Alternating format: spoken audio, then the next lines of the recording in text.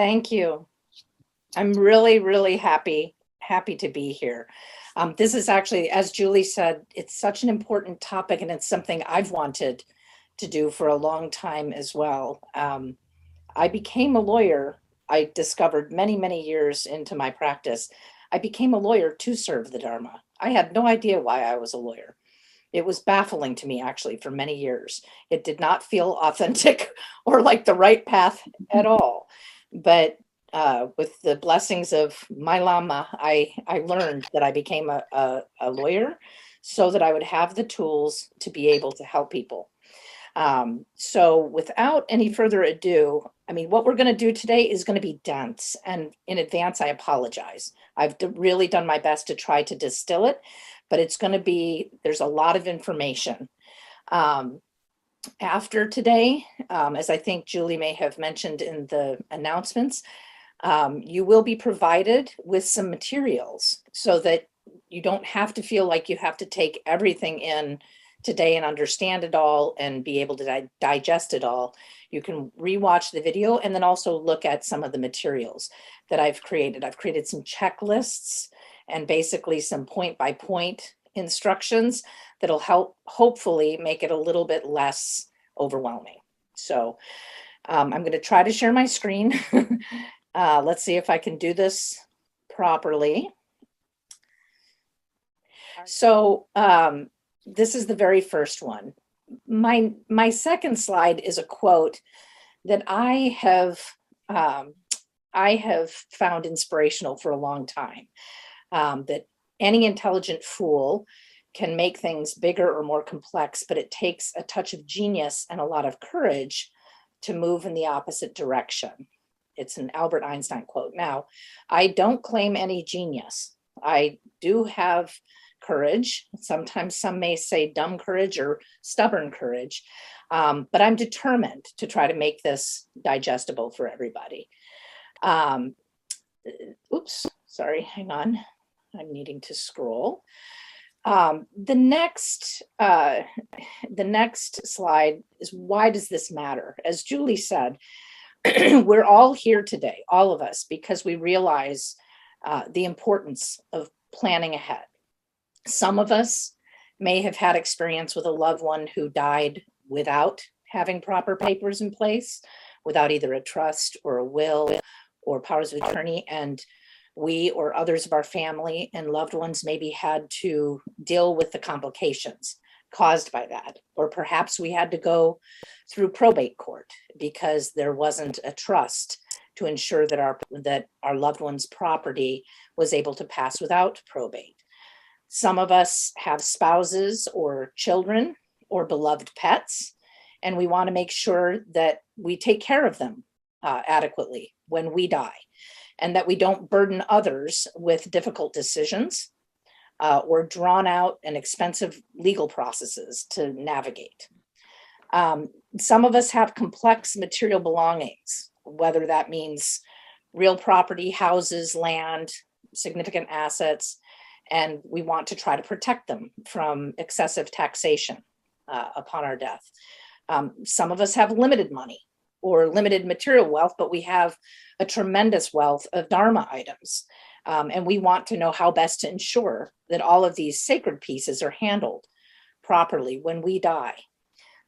Some of us are facing terminal illnesses, either ourselves or a terminal illness of a loved one. And we want to make sure that our or our loved one's wishes are followed in medical treatment that is given or withheld, in where we or our loved one will live, in how our death will be midwifed. And that can entail from who's allowed to be present to creating a preferred environment through, keeping things quiet, or through prayers or chants that we want played, etc. So this is sort of our opportunity, if you will. Whatever our reasons, whether tangible or intangible, for being here today, we all share this intention of planning ahead so that we can essentially not cause harm, because the dying process for us as practitioners is a potential point of liberation. It also is for those that are connected with us, particularly if they're practitioners, but any of them. What death winds up doing, as birth does, is everyone with whom we are connected is affected and impacted, and it brings up for them the opportunity to transform. And so it's a very powerful time. And in that time, we don't want to try to cause problems or impact negatively those that we love and are connected with. So all of that said, let's dive in. The next slide is basically an overview. This is not hard and fast. It's not by law. It's my view and my distillation. But as I see it, there are 8 major categories of end-of-life documents. All of them complement each other. You may not need all 8. Many people don't. Many people pick and choose, but there are 8 major categories of end-of-life documents. Some of them will be very familiar to you, at least the terminology of it.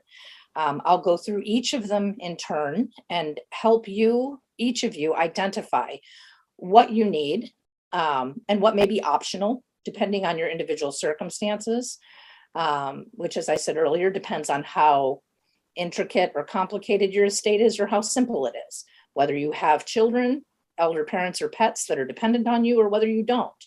And also whether you're confident that your family will be able to implement your final wishes as smoothly and as precisely as you wish. So the 8 major categories that I've identified and we'll be going through today as the important end-of-life documents. 7 of them are actually, what I'd call standalone documents. And then 1 is just a category of types of documents that very rarely are needed, but sometimes are needed. So from my experience, everybody needs either number 1 or number 2, and many need both. So that's a will and or a trust. And if you have a trust, it's always good to have a will in case something didn't manage to make it into the trust. The will basically captures everything. That's called, in legal parlance, it's called a pour over will. So most people need either number 1 or number 2 or both. And I'll go into some details in a bit as to how you choose. Most people need number 3 and number 4, the powers of attorney. There are 2 main kinds or 2 main categories of powers of attorney. There's one for finances, for things like your bank accounts, any investment accounts, transacting, anything that involves money, your finances. There's a financial power of attorney. That also involves real property, selling property or, refinancing property, etc. That's a financial power of attorney. Then there's a medical or healthcare power of attorney. And that deals with, as it sounds, all of the medical decisions for you. And it goes through all of the healthcare decision making, etc. Number 5 and 6 go together very closely. A living will is also known often as an advance directive. And I'll go through what that means. And a spiritual advance directive is related to that. It basically spells out specific wishes that you have and how you want things to go during the final period of your life. Then number 7 is a do not resuscitate form, which, the name kind of implies what it is. You do not want to be resuscitated in the event you don't want to be brought back by CPR, etc. We'll go through some of that. And then the 8th category of important documents I've just called them assistive. That's not a legal term. It's just a description I came up with. And these are a letter of competency, a HIPAA release, an organ tissue donation form. Most of the time, if you have a medical power of attorney, the HIPAA release is included in that. If you have a living will or advance directive, organ tissue donation, what your choices are with respect to that are covered there. And letters of competency are rarely used, but I wanted to just try to pull in as broadly as possible in case they are things that that people might need. So these are the 8 major categories. So first up is, what is a will? We all use that term. We all talk about wills, but what exactly is it? The formal name is a last will and testament. And, commonly we all refer to this as a will. It sets out how we want to distribute all of our tangible belongings after death. That means money, real property, cars, books, household items, clothing, all of it. It also can, in a will, you can make specific gifts of things. You can also set up guardianships and trusts within wills for minor children. You can set up trusts if you want to for pets. Generally, that's not a level of complication that you need. If you have somebody that you trust, you can designate in your will that you want your animals to go to that person, and you provide money or other tangible resources for them to take care of the pets. So there are all kinds of things you can do within your will. I want to point this out now, that because it gets confusing, the terminology gets confusing. Is a will the same as a living will? No, they're totally different. And it's just a strange terminology that has arisen. But a will is different from a living will. That's why I usually refer to living wills as advance directives. I find that that's easier to keep that distinction in play. And the living will or advance directive spells out care preferences, and primarily medical care preference, like what kinds of medical treatment or procedures you want or do not want. It can also be a spiritual advance directive that has what you want or do not want in terms of your spiritual care at the end of your life.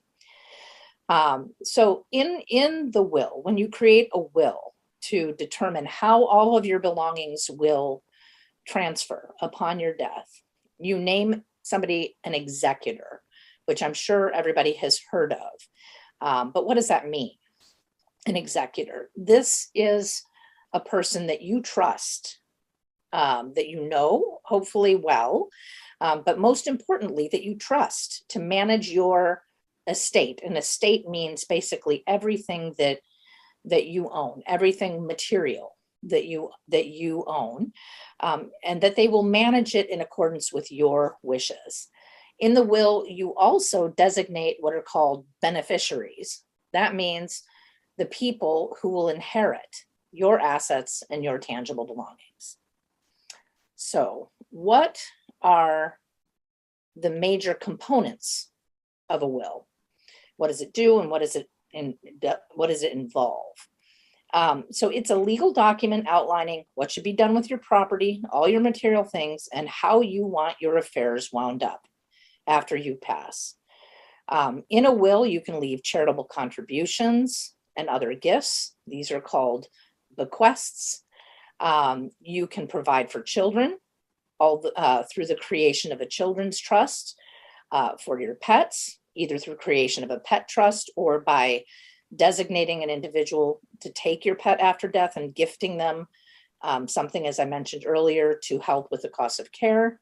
You can also, in your will, make provisions for funeral arrangements or rituals. I generally advise people to be fairly 30,000 foot level in their will, just to give them as much flexibility as possible, and reference a spiritual advance directive for detail on that. But the other reason that that's important, not to just bury all of your wishes about your funeral, memorial, end of life care, etc., in the will, is because, as a practical matter, most of the time the will is not looked at until long after the death. Okay, so say you die on a Tuesday, everything goes into motion. People aren't even looking at the will until maybe several weeks later. You've already been cremated.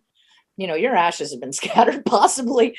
And then all of a sudden, right, somebody looks at the will and says, oh, oops. So as with anything in this world, communication is super important.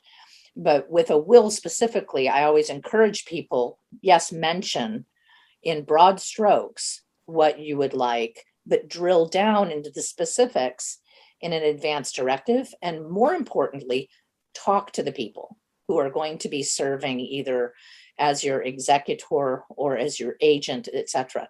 Communicate your wishes. Make sure that that's known ahead of time so that you don't wait and just bury it in the will. The other component of a will is that it has to be, well, it has to be in writing. It can be handwritten. Those are called holographic wills, but there are all kinds of complications with enforceability if it's only a holographic will. So I always encourage people to put it down in actual typewritten form and get it properly witnessed or notarized so that it's there. You can always change it. And wills are fairly dynamic documents. Through the course of your life, they will likely have to be. I've had a will since I was 18, and I can't tell you the number of times I've had to revoke it and rewrite it, revoke it and rewrite it, because circumstances change. And that happens to all of us. Your children, if you have children, may attain majority. So, there's no longer a need to have a child trust inside your will. There may no longer need to be a guardianship for them, because they've gone over the age of 18 or they've turned 18.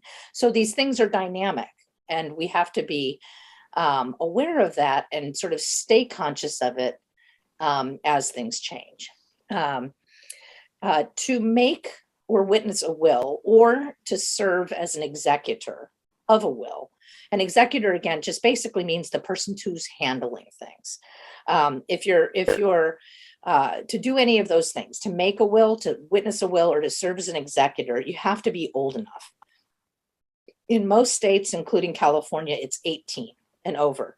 In Georgia, you only have to be 14, but that's a rare exception. And I don't think I'm going to get into that. In some situations, if you're in the military, or if you are married under the age of 18, or were emancipated, etc., you can still make a valid will. But again, those are the rare circumstances. If you die without a will, what that's known as is dying intestate. And if you die without a will, your state's law decides who gets what and who will care for any minor children. So if you don't have the papers in place, it no longer is up to you. And frankly, it's no longer even up to your loved ones to decide what happens. It goes into that sort of legal morass that our culture seems to love. So that's another reason for putting a will in place. If you want to make your own choices about what happens to your tangible property and what happens to your loved ones after you pass away, put it in writing, get a will in place. And as I mentioned in the introduction, when I was talking about the 8 categories, a will can be created as either an alternative to or in addition to a revocable living trust. I'll get into in a little bit the differences between wills and trusts, so that you can start thinking about which is right for you, or if both are in fact best for you to have. So I'll first talk about how to write a will. Whoops. One moment, please. There we go. Okay. So how to write a will. First, these are some of the definitions. If you want to write your own will, you need to understand these terms. A testator is you, or whoever the person is who's making the will. That's the testator. Probate is a legal process that's carried out in court after you, the testator, pass away. And specifically, probate assesses your last will and makes sure it's valid. The executor is the person that you have named to settle your affairs and make sure all of your wishes, as outlined in your will, are carried out. Guardian is a person that you have appointed to look after your children, dependents, minor children, dependent elders, and or pets, if your spouse is also deceased or cannot care for them. A beneficiary is a person or organization that you want to receive something of yours: money, property, books, dharma items, etc. Assets are money, property, anything of value. And assets are very, very broadly defined. And a witness or witnesses are someone who is mentally fit and of legal age who signs your last will and can verify its authenticity. There are a lot of simple templates online available for wills. And the materials that I'll provide after today's presentation will have one such sample template and also a sort of punch list or a list of things to consider. But if you have any kind of real property, don't use a template, please. I beg you. If you own a house or an interest in a house, or you own a piece of land, if your estate is anything more complicated than a very, very basic estate, it's really best to work with someone who can help guide you through the process rather than trying to use one of these templates. And if you have property in excess of 150,000, which anybody who owns a house basically anywhere on the West Coast or many other states, frankly, in the United States, likely has something in their estate in excess of 150,000, or if you have any minor children, or if you want to create a special needs trust, say you have somebody in your family that you take care of who's disabled, and you want to create a special needs trust or any other kind of thing, please don't use a simple template. Talk to someone. It's an investment worth making, and it can be done economically, and it will serve you better in the long run. So when preparing your will, there are a certain number of things you have to follow. You have to follow whatever state you're in, you have to follow that state's legal requirements. Many states will respect another state's will. Like, say you executed your will when you were living in Washington, and then later you died in California. If you never moved to California, California will still respect your will and will honor your will. I generally encourage people to redo their will if they actually move. If you're just spending time somewhere, even if it's short term, like on a retreat or what have you, you don't have to necessarily redo your will if you're somewhere for a temporary period, even if that's up to 3 years. But if you have completely relocated your entire life and your existence to another state, it's wise to redo your will and make sure it's compliant with the laws of whatever state that you're in, just to make sure that nothing goes missing. And certainly, if you acquire or inherit property in another state, or have something that may impact how you have set things out in your will previously, just look at it and consult somebody who can tell you, yes, it's a good idea to modify this, or if there's another vehicle or way you can handle it without needing to revise your will. The next step is to think about who you want to serve as your executor, and who you want to designate as an executor should be somebody that, again, that hopefully knows you well, and is willing to commit to that process as well. If you are creating a will without having a trust and you have real property, the role of executor can get complicated, because then you're going to wind up in probate court. And so think that through, and make sure that whoever you're designating as the executor is aware of that and is willing to take that on. Okay. If you have a trust, then it may not play out that way, because your property would flow directly rather than having to go through probate.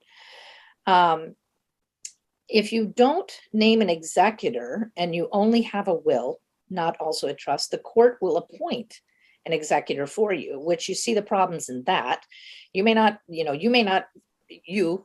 no longer here actually at the time this is all going on, but it's not the best situation, because you don't necessarily even know that person who's being appointed the executor. So it's really best to kind of think this through and pick someone and talk to someone who you think would be willing to serve in that capacity for you. In California, anyone over the age of 18 who's also of sound mind can serve as an executor. Your will also should name at least one backup executor in case your first choice person either passes away before you do, or for whatever reason isn't able or willing to serve. Maybe they're going to be on a strict closed long-term retreat when you suddenly die, or perhaps they suffer from a mental or physical illness, or whatever circumstances of their own life prevent them from managing your affairs. So pick at least one. I always encourage clients, and when I draft wills for people, I ask them to designate at least two and sometimes three backups. So you have your primary executor, and then you have a couple of alternatives just in case you need that. The next thing that you have to work on is designating a guardian. If you have dependent minors, either children or elders, and if your spouse and you both are deceased, or if your spouse cannot take care of them after you pass away, you want to make sure there's a guardian that is there as a safeguard measure. And again, as I said earlier, you can use your last will to appoint a pet caretaker. Then you want to identify assets and identify beneficiaries. And the materials I'll be sending after this presentation will help you do that. That's part of the question, the fillable, question and answer forms that I work with my clients with, just to say, identify all your assets and do basically a comprehensive inventory. And I help you think about what would constitute an asset. So you're not just thinking money in the bank or a house, right? It's not that limited. It's much broader than that.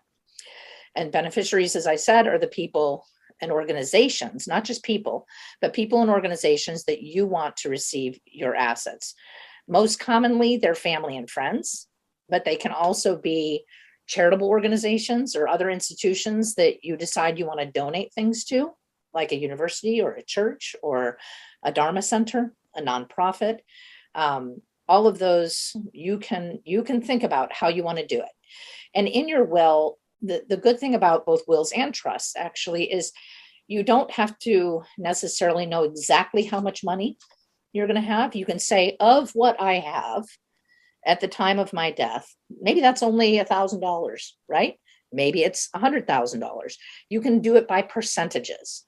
So you can say, I want 15% to go to this organization. I want 10% to go to my niece. I want, as long as it all adds up to 100%, be careful of that. You can break it down that way instead, because I know a lot of people get stuck thinking, well, I don't know if I'm going to have, $10,000 or, $100,000. I don't know. Right. And so don't worry about that as much. Think instead about sort of percentages. Okay. And then you do want to plan and set some sum of money aside for your, cremation or your funeral, if you're going to be buried, or basically your last pass. And if you want, I've had a number of clients who want to be cremated and have their ashes made into satsas and carried to a sacred charnel ground in Pemmico. This has happened, right? That's what I actually want done with my ashes. So I've set something aside. If somebody's going to be doing that for me and making that effort to not just go out into the ocean, but even if they were just going out into the ocean here near where I live, I would want to be able to support them in doing that and not make them have to, buy a ticket on the boat that they're going to be taking to Catalina Island or what have you, right? So you think these things through of what you want done. And if you don't really care, which is the ultimate freedom, you can say that too, right? So then the final step to have your will created is to name witnesses and sign. And this again, just make sure that you check your state law to make sure who can actually sign, because some states are kind of restrictive. They don't want you to have somebody witness who's also taking under the will. They want it to be just completely neutral witnesses. Some states don't care about that. You can have somebody who's taking under the will as long as they both are, of sound mind, above the age of 18, and can witness it. But a good rule of thumb is to have people who are not interested in your estate at all, and have them serve as your witnesses. Or instead of having two witnesses, go and have it just notarized instead, right? Have a notary authenticate your signature. You can do it in the alternative in California. Some states require you to both have it witnessed and be notarized. So just be sure you check so that you don't think you have a valid will and you actually don't. So sort of minding the eye, dotting the I's and crossing the T's and this kind of stuff is important. Okay. Who needs a will? I think everybody does. That's me. But not everybody's as neurotic as I am. And not everybody has the karma that I have with papers. So, but in seriousness, everybody who owns property needs a will, or a trust, or both. Anybody who has children, I think, needs a will, minor children. Or anybody who has any kind of money or tangible belongings at the time of death. But even for people like, I thought of this, there have been times in my life where I had nothing other than my Dharma things. I still had a will because I felt personally it was important for me to make sure that I was handling things that I had received and that I was a steward of, that I felt like I had a vehicle to say where they would go if something happened to me. I'm the only Buddhist in my family. Me personally, the only one. And I got a huge flowchart family and they care a lot about me and they're kind and they're good-hearted people that would want to do what I would wish, but they're not going to, when they come into, my house, they're going to see what they think is a piece of driftwood. They're not going to know the significance of it where I found it next to Guru Rinpoche's cave in Pimlico. They're not going to know that, and they're not going to know that a little bottle that to them might look like dirty water, right, is actually Mendra. Please don't throw that out, right? So, even if you don't have to have vast financial assets to, really benefit from having this vehicle that can help you determine and take care properly of the things that you do have that are most meaningful to you. So, and then also, obviously, if you live abroad a lot or if you travel a lot, because the inherent risks in that, and if you've left things here, who's going to take care of that if something happens to you, right? If you have a will, it says, here's how it gets taken care of. It spells it out. And then, obviously, if there have been changes in your life, if you changed residences, you purchased a new piece of property, or you came into new wealth, you inherited something, you inherited a piece of property, etc., you need a will. If you get married or if you get divorced, you need a will. If you're a parent or grandparent, you need a will. If you're a pet owner, I think personally, you need a will. Many people don't agree with that, but that's me. If you serve in the military, I think you need a will. So these are all, otherwise, if you don't put these things in place, as I said, the law steps in. And you don't want the law stepping in and taking control of your Mendra supply. You don't want that.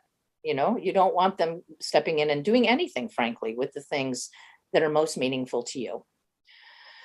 So next, what property cannot go in a will? Property that's held in joint tenancy. Okay, that means basically if the deed on a house or a piece of land is joint tenancy, if you and say, it's not even your spouse, it doesn't have to be, it can be anybody, but when you die, that other person gets 100% of your interest. So you can't separate that out and allocate it differently. So joint tenancy property, you cannot put in your own will. Property that's already in a living trust. So if you have property that you have put into the name of a living trust, you can't decide you want to handle it differently in your will and create that conflict. If the property's in the living trust, it flows in accordance with, but the two documents have to be inherently coherent and consistent. You can't deal with it in two different ways in two different documents. Retirement plan proceeds, again, this is really only if you, in your retirement account, have a separate beneficiary already set up, and most retirement accounts do. You can't then override that beneficiary designation in your will. The better thing to do is to make sure that you either create a trust and have the retirement account funds go into that trust upon your death, and then they are distributed in accordance with the terms of the will. But you can't, again, do conflictive things that way. Stocks and bonds or life insurance, again, this is the same kind of issue, that already have their own beneficiary designated, and that you've designated that beneficiary, incidentally. It's not like it goes to somebody else. You're the one who has said, oh, my retirement account monies, I want to go to my wife, or my retirement account monies, I want to go to my niece. You've designated that, it's yours. But all this point is saying is you can't put it in the will to have it handled separately in a way that is conflictive with how you've already designated the beneficiary. And that also goes for proceeds from a payable on death bank account. Like if you have a bank account and you have executed a payable upon death benefit, or you have a CD or an investment account, and you've signed a payable upon death, which many people do. If it's a single account, like it's an individual account, but I want 100% of that on my death to go to somebody. And you, again, that's like designating a beneficiary. You can't then say in your will you want to do something differently. So it's mainly the point here is it's that you can't create conflicts. You have to be consistent. Okay. Some of the common mistakes in creating wills, it's just a list here. Leaving the funeral instructions, as I talked about earlier, only in the will, or trying to use the will to escape estate taxes. You can really only protect property that way through trusts, not in the will, or thinking that your will is going to avoid probate.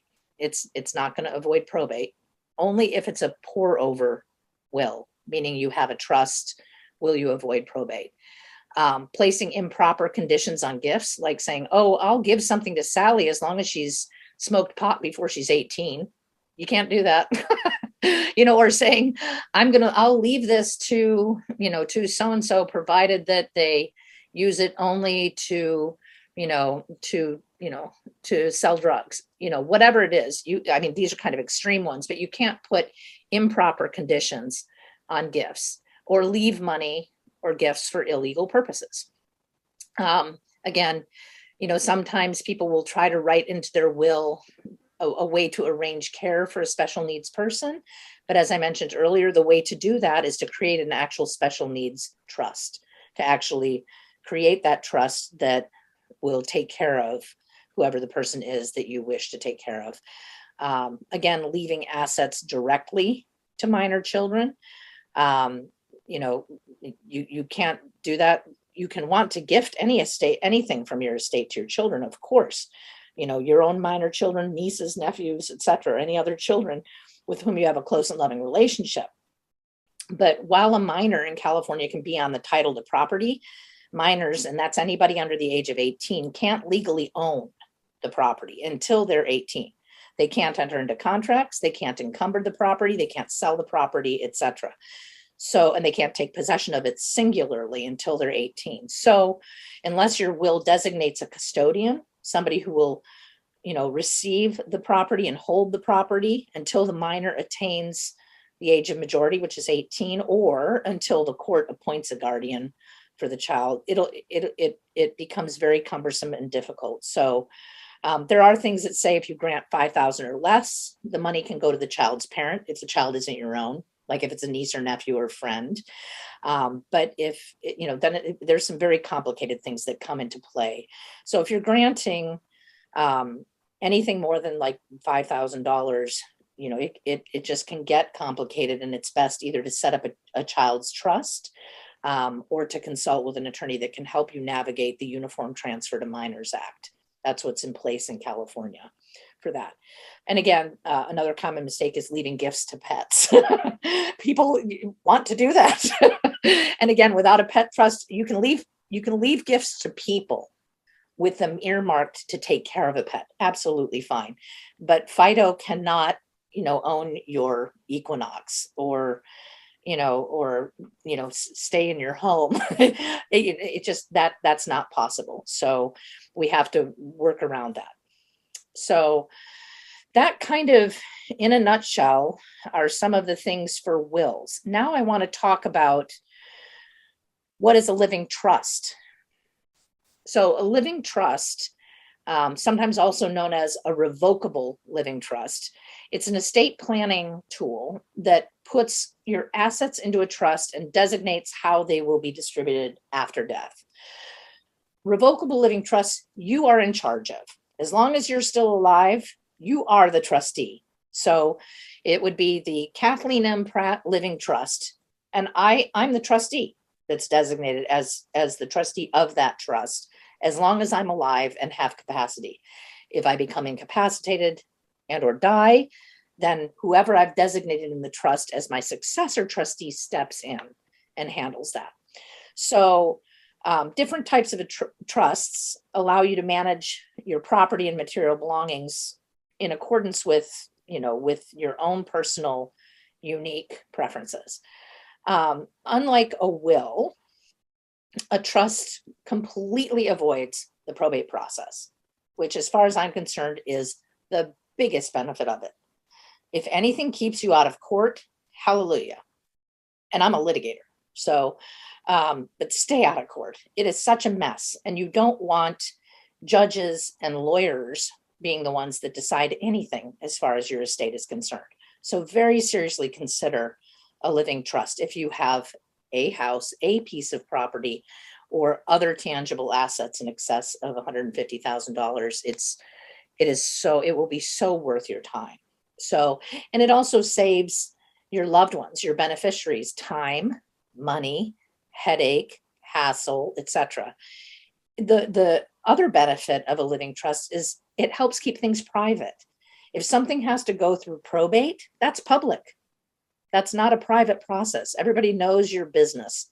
They know who's fighting with whom. They know what's happening with whom. A living trust helps keep things private and handled in a quieter way, which has great benefit as well. I want to bring up one thing that somebody had asked previously about a no contest clause. I'm going back to wills for a second. You can put in your will that if people challenge it, right? If somebody comes forward and challenges your will and tries to create problems, that they are explicitly excluded from taking anything under the will. It's a way of just kind of putting in place some mechanisms to keep people from fighting, right? Because death, oftentimes everybody's poisons come up, right? Our attachment, our aversion, our jealousy, our greed, all these things can get activated by the death of a loved one. You see it sort of on steroids in your family oftentimes.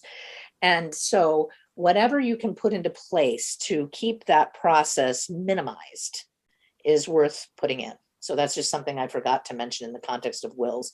Put in a no contest clause. I always encourage people to do that, because even if they say, oh, my kids aren't going to fight about this, you don't know. Because, when faced with potential inheritance or when faced with, money, people can get weird. So coming back to living trusts, as the name implies, these are revocable. What that means is you can revoke it. You can take it back. You can say, no, I don't want to do this anymore. You can change it. They're very, very flexible vehicles. When you die, though, the living trust becomes irrevocable. So no more changes can be made to it. Whoever steps in as your new trustee can't say, oh, well, what I really think Ed wanted was this, or what I really think Mary wanted was that, right? Can't do it. Once you are gone, that document embodies all of it, and you can't change it any longer, and you can't revoke it any longer. So, some people choose to, to manage a living trust by having an institution as the trustee of a living trust. But most of the time, if you have somebody that you trust, it's better to designate them, because remember, you stay in charge for the duration of your life, and you can name your spouse as the successor trustee. You can name a close friend. You can name an attorney. It doesn't matter. Whatever you want, you can pick as your successor trustee. Now, I mentioned earlier that oftentimes always, if I have clients that I'm putting in place a living trust for, I encourage them also to have a will. That will serves as what's called a pour over, just as it sounds. If there's something that didn't properly, or not properly, but just didn't get either put into the trust, or it didn't transfer entirely from the trust according to the terms of the trust, the will sort of captures it. So it's not just hanging out there in legal limbo.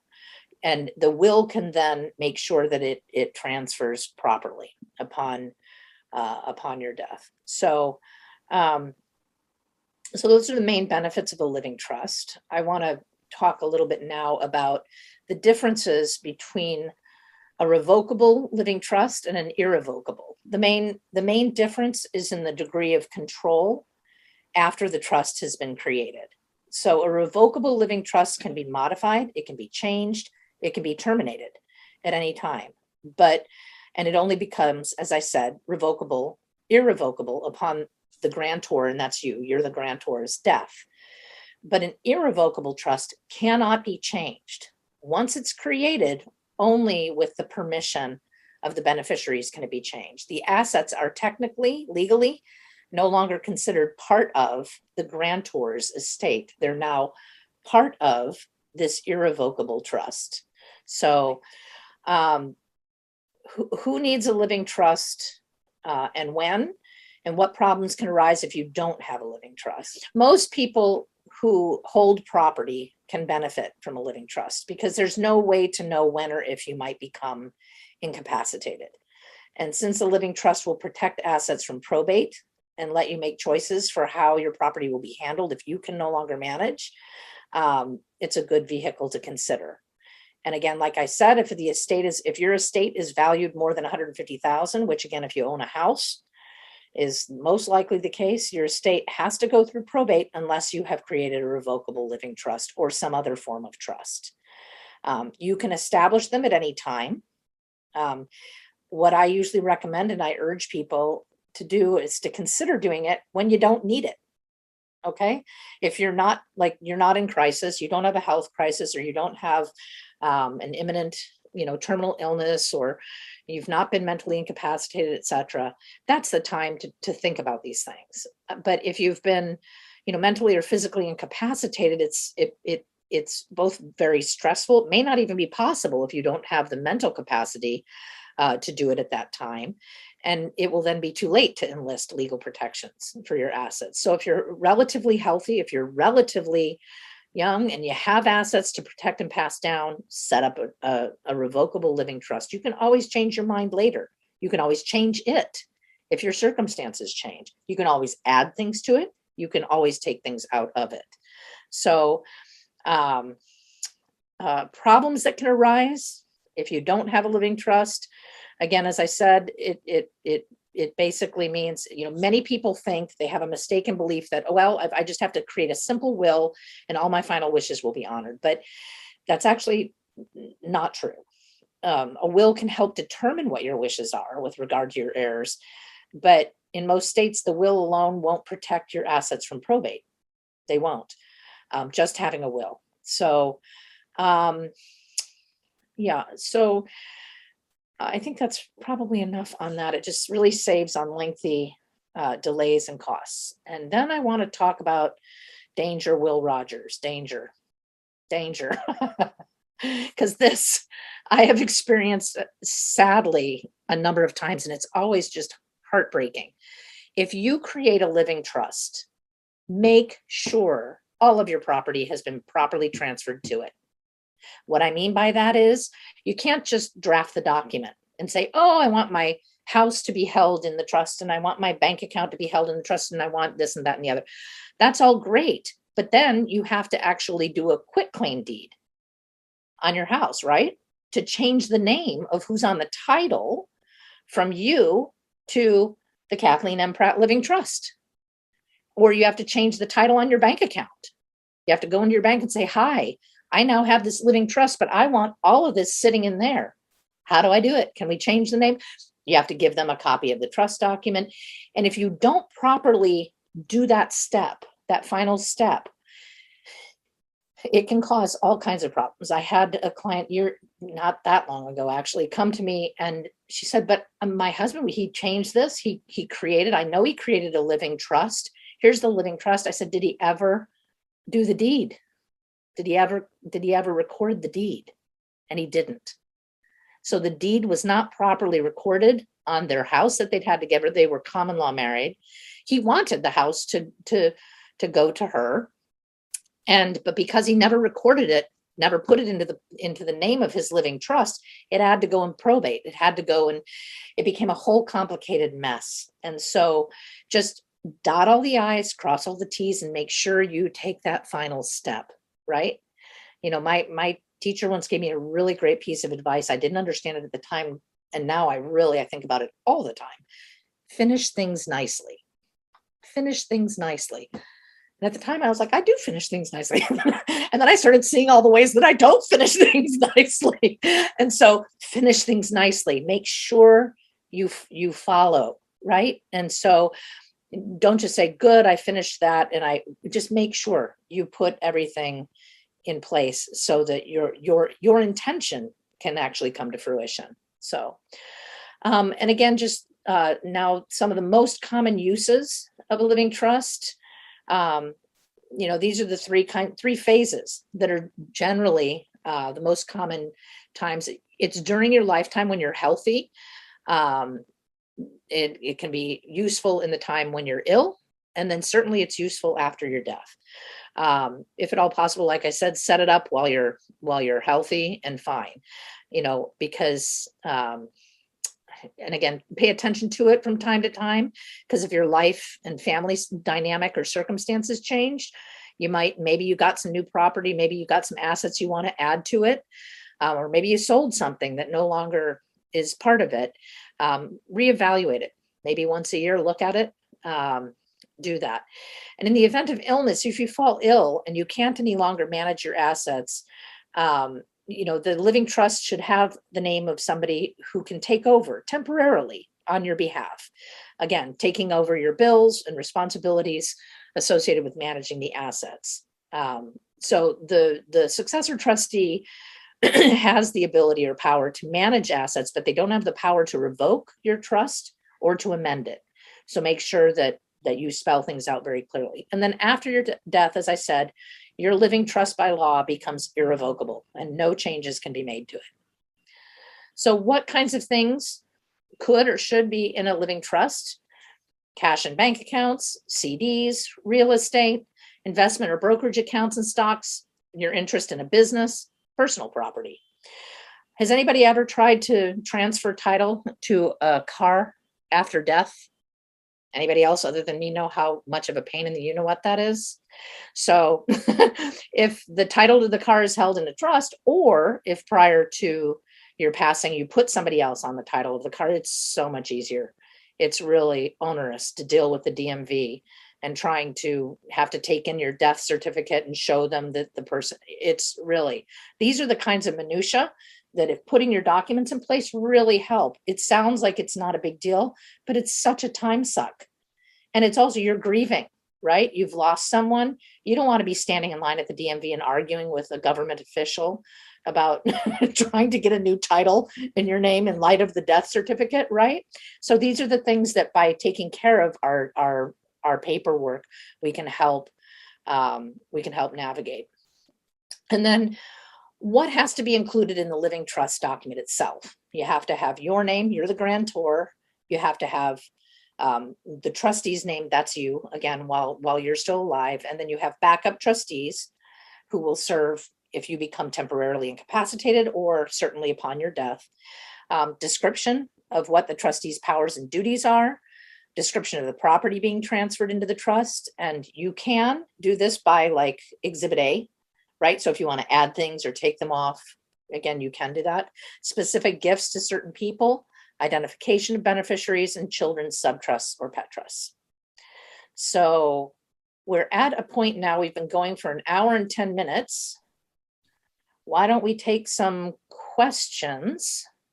I'm going to stop sharing my screen just for the moment and then invite Vanessa to please appear. So Kathleen, we have one question submitted in the chat box so far, and that is a question about how specific we need to be in drafting the will. For example, is it sufficient to simply say, I I bequest all of my Dharma books to so-and-so, or do we need to like write out every single title? That was the question we have so far. That's an excellent question. You do not have to write out every single title. It's better to not actually, because between now and when you die, you might get more. You might give some away. You might only have one left. You don't know, and it will keep you from having to change your will, change your will, change your will. If there's some flexibility in that, if you say all of my Dharma books I wish to give to X person, I encourage you, please talk to the person, right? Not just say, I'm going to designate you, but make sure that you have some communication even beyond that, so that they know what they're likely going to be getting, and they can actually think about it too. And we actually just had a couple more questions come in. Two questions kind of go together. So one is, can we also include a retirement account in a living trust? And well, we'll start with that one. Then I'll just. Yes, but you have to talk with your retirement account, whoever your brokerage firm is that handles your retirement account, and make sure that you're using their forms or formats to do the actual transfer. How that normally happens is that you designate as a beneficiary your living trust. That happens. That's one way of doing it. But yes, you can just talk to your brokerage account and make sure that they tell you exactly, explain to them you're setting up a living trust and you want to hold your retirement accounts in that living trust. You can. Okay, thank you. And we also have a request if you could please discuss creating special needs trusts and how that works, but maybe you can put that aside for now, because I think that will take a little bit longer to discuss. So I'll go ahead and feed you some of the other questions, but we have a request for you to specifically address how to create a special needs trust. Unfortunately, as much as I would like to do that, that's way beyond the scope of what we can do today. It's a very detailed and specific, it has the probate code, the California probate code has very specific requirements for what you have to do to set up, just like they do with the Uniform Transfer to Minors Act. The Uniform Transfer to Minors Act governs children, but there are specific requirements of what has to be in a special needs trust. And I mean, they're very similar. You have to have a trustee, somebody who is trustworthy to help take care of and distribute to the person who has the special needs.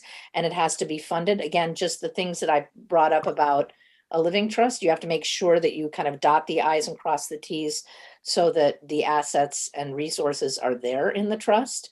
But I think that's probably the most I can say about the specifics of that here. Okay, and also, can you have co-executors?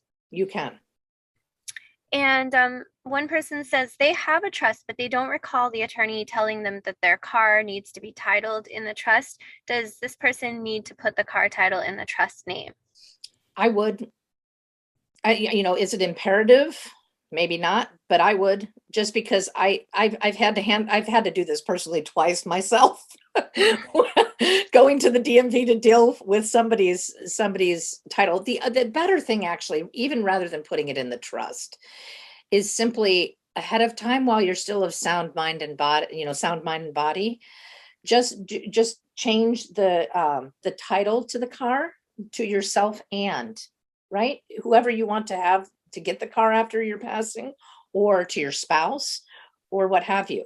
I mean, that has different legal issues that come into play, right? Because if two people are on the title, if somebody gets in an accident, I mean, there's, one thing in this country is never simple. It's like, change it to this, and then it just opens a Pandora's box of other potential problems. So I would just put it in the name of the trust if you can. Okay, thank you. And is a tax ID needed for a living trust? Yes, it's the tax ID of the person who is the grantor. The grantor. So if I'm setting up the Kathleen M. Pratt Living Trust, it's my taxpayer ID. My Social Security goes with it. And one person's wondering, can you have two that work side by side or together, one spiritual and one for property? I'm not sure if I understand the question. You mean two trusts? I believe that was the idea, either two trusts or two wills or two separate bequests where one is focused on the spiritual kind of and the other is just material. Okay, well, that makes more sense. You cannot have two wills that are, but you can have, but how this would play out, Connie, as a practical matter is that you wouldn't necessarily designate two executors. What you would do, and you would designate an executor, and then you would have, as part of your living will, you would designate in that, with the spiritual advance directive, you would designate the person who is basically in charge of that aspect of it.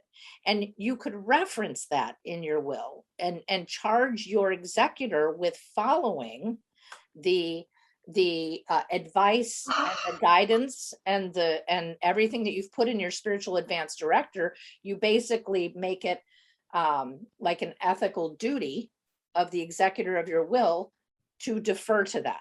Right? So it's not a co-executor or two different executors, but it's saying to your main executor, I want you to give honor and deference to this person who is handling from the moment I'm in hospice, from what's happening in my room as I'm dying, etc. Your will doesn't become effective until you die.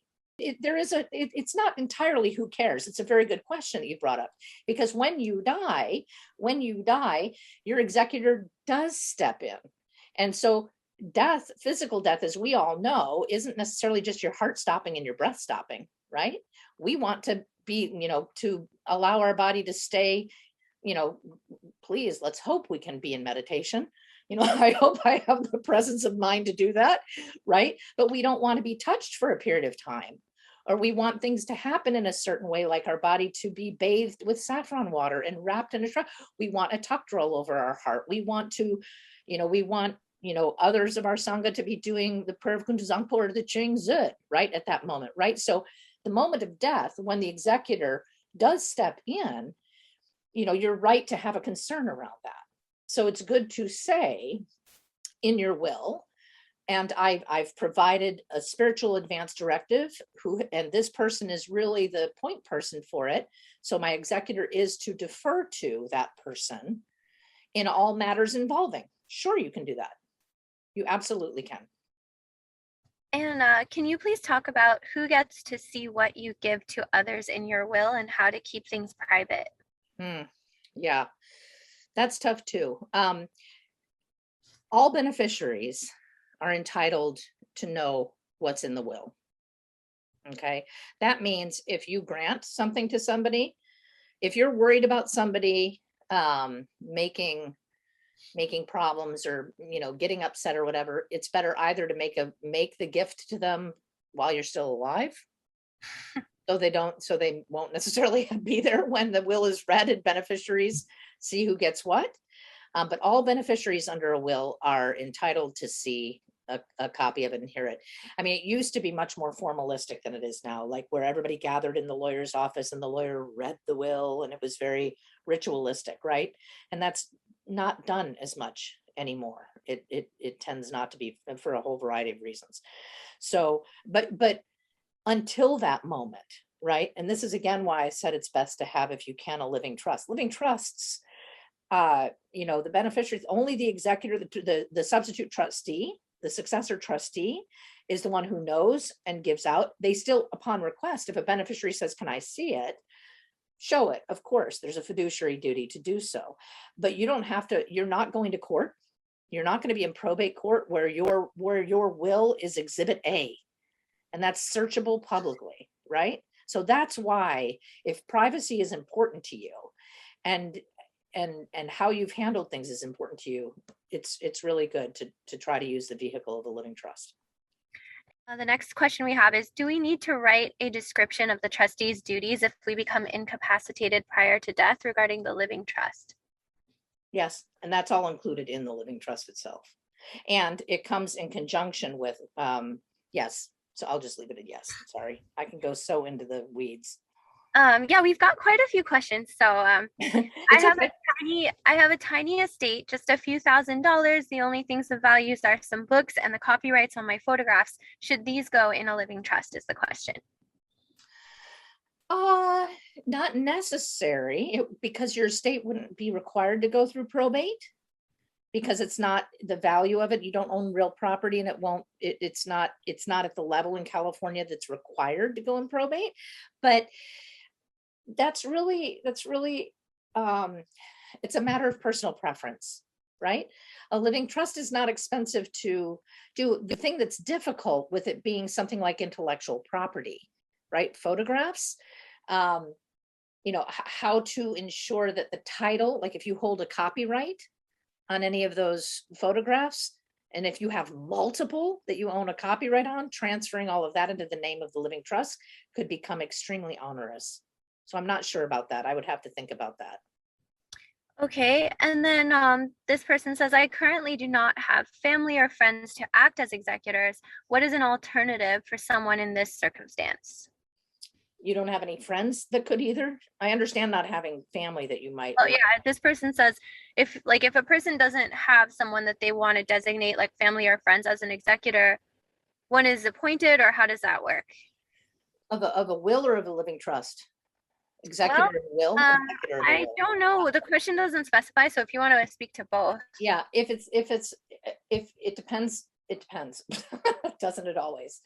Um, Many people designate the attorney who drafts their documents. That happens a lot. That's why I've served a lot as a successor trustee and as an executor, because people know that you, first of all, you know how to navigate things, right? And it's not as stressful because I basically do this day in and day out anyway. So many people do that. If they don't want, to burden somebody in their family, or sort of, many families have strange dynamics and it would hurt somebody's feelings if you picked the second kid instead of the eldest kid to serve as the executor, those kinds of things. So many people use an attorney who drafts their documents to do it. But if it's a will and if you have a sizable enough estate that you wind up and you have to go through probate, the court will appoint. And if you've not designated.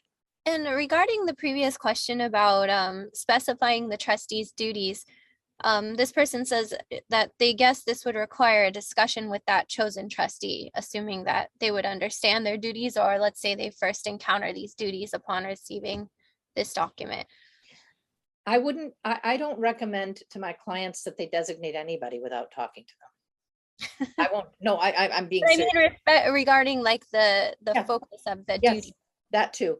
I mean, when I'm in the process of working with people to help them put these types of documents in place, that's one of the very first things. Talk to whoever it is that you think you want to designate as the principal successor trustee, means the first person after you pass, right? Or even the backup ones, but mainly that first person. Talk to them.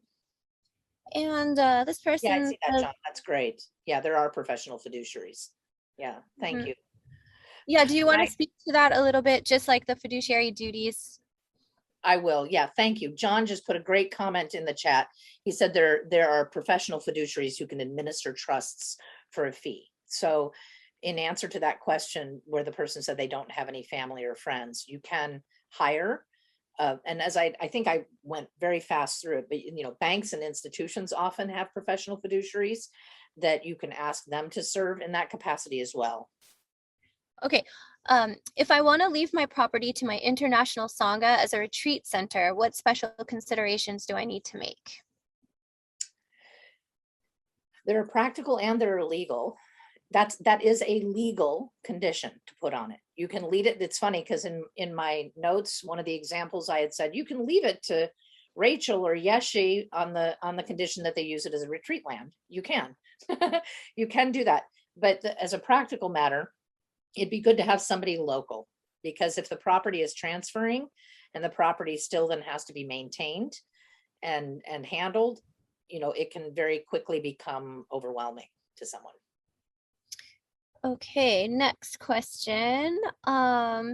If you have beneficiaries designated on all your money accounts, is it necessary to have them in a living trust as well? If your adult child and minor grandchildren live in another country, how does that complicate things? Well, the first question, if you've already got them as designated beneficiaries, no, you don't have to put them into, you don't have to put those accounts into a trust if you don't want to. Absolutely not. There's no requirement, incidentally. If you create a living trust, you can do it just for one piece of property. Here's a question. Can the executor, trustee, and beneficiary all be the same person? Executor and trustee, yes. Executor and beneficiary, and trustee and beneficiary, it's not illegal, because you could have a spouse be your executor and also be the one taking the majority of the things under your will, or taking the majority of the things under your trust. I it's not illegal. I'll leave it at that. If you are married and own a home together and you have no trust, does the property automatically go to the surviving spouse? If you're married, now you're getting into family law. This is a community property versus communal property. It depends also on how you hold it. Most people who are married own a piece of property in joint tenancy, which that means, yes, that when one spouse dies, the other gets the whole of it. Great. And okay, if I am a single person renter, can I just use a program to create my own trust versus paying someone? No kids? Look, I'm never going to be the one that thinks I'm absolutely needed. So yes, you can.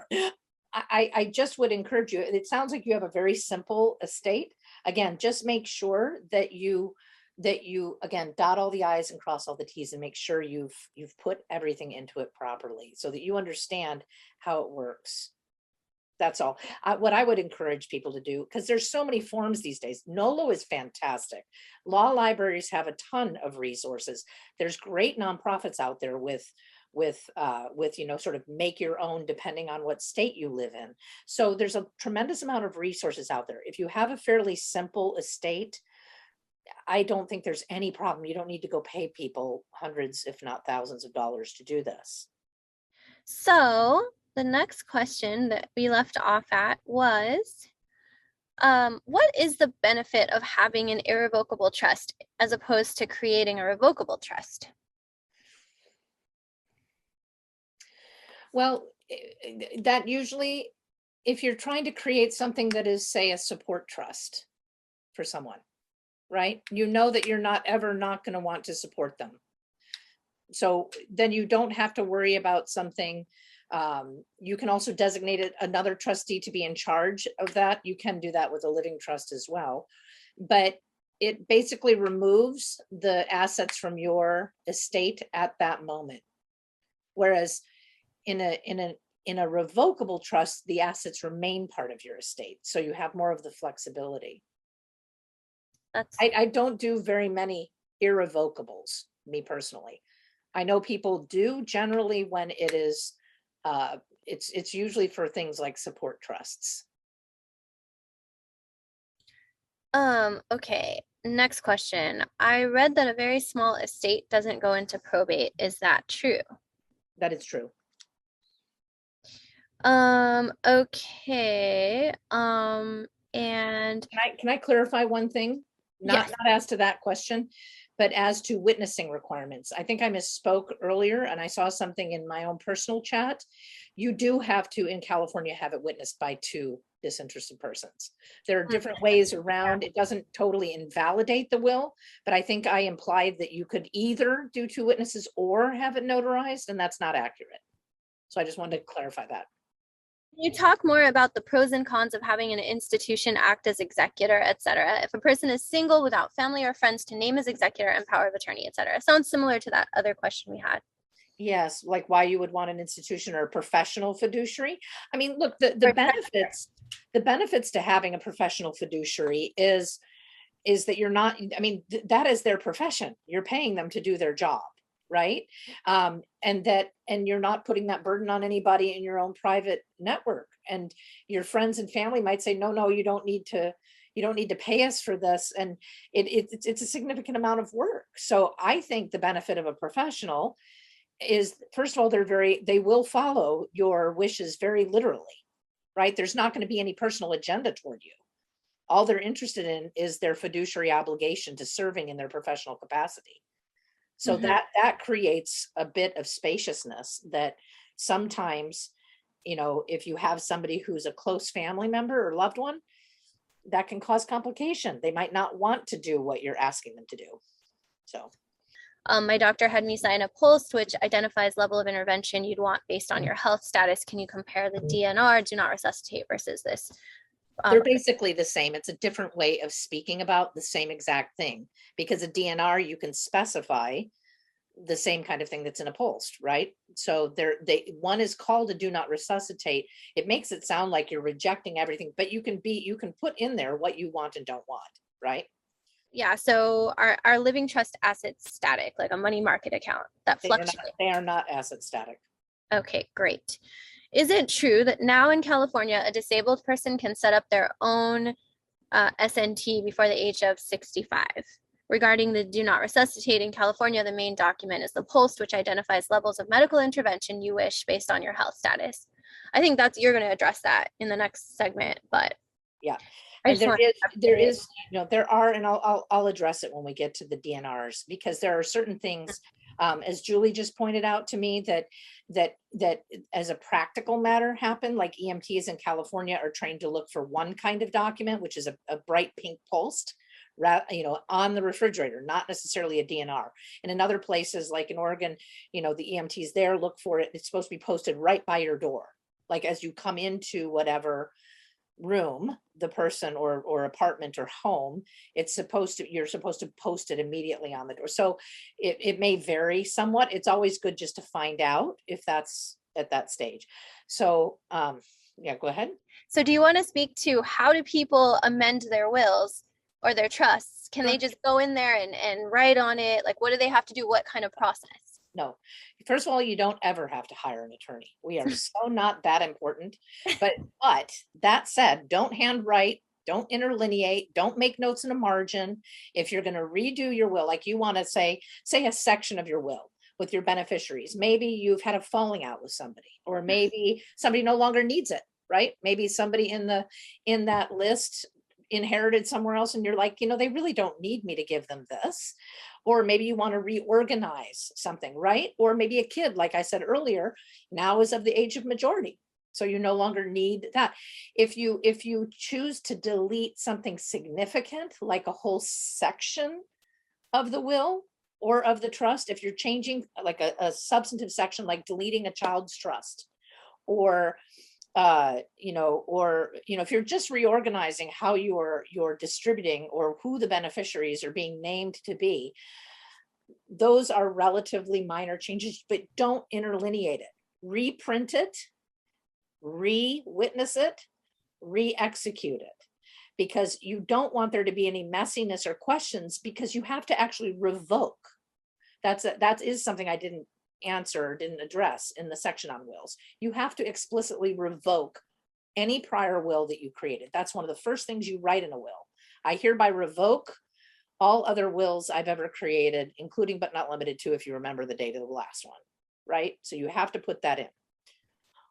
Thank you. And I think that you can even revoke a prior will just by putting a big X over it or writing void as well.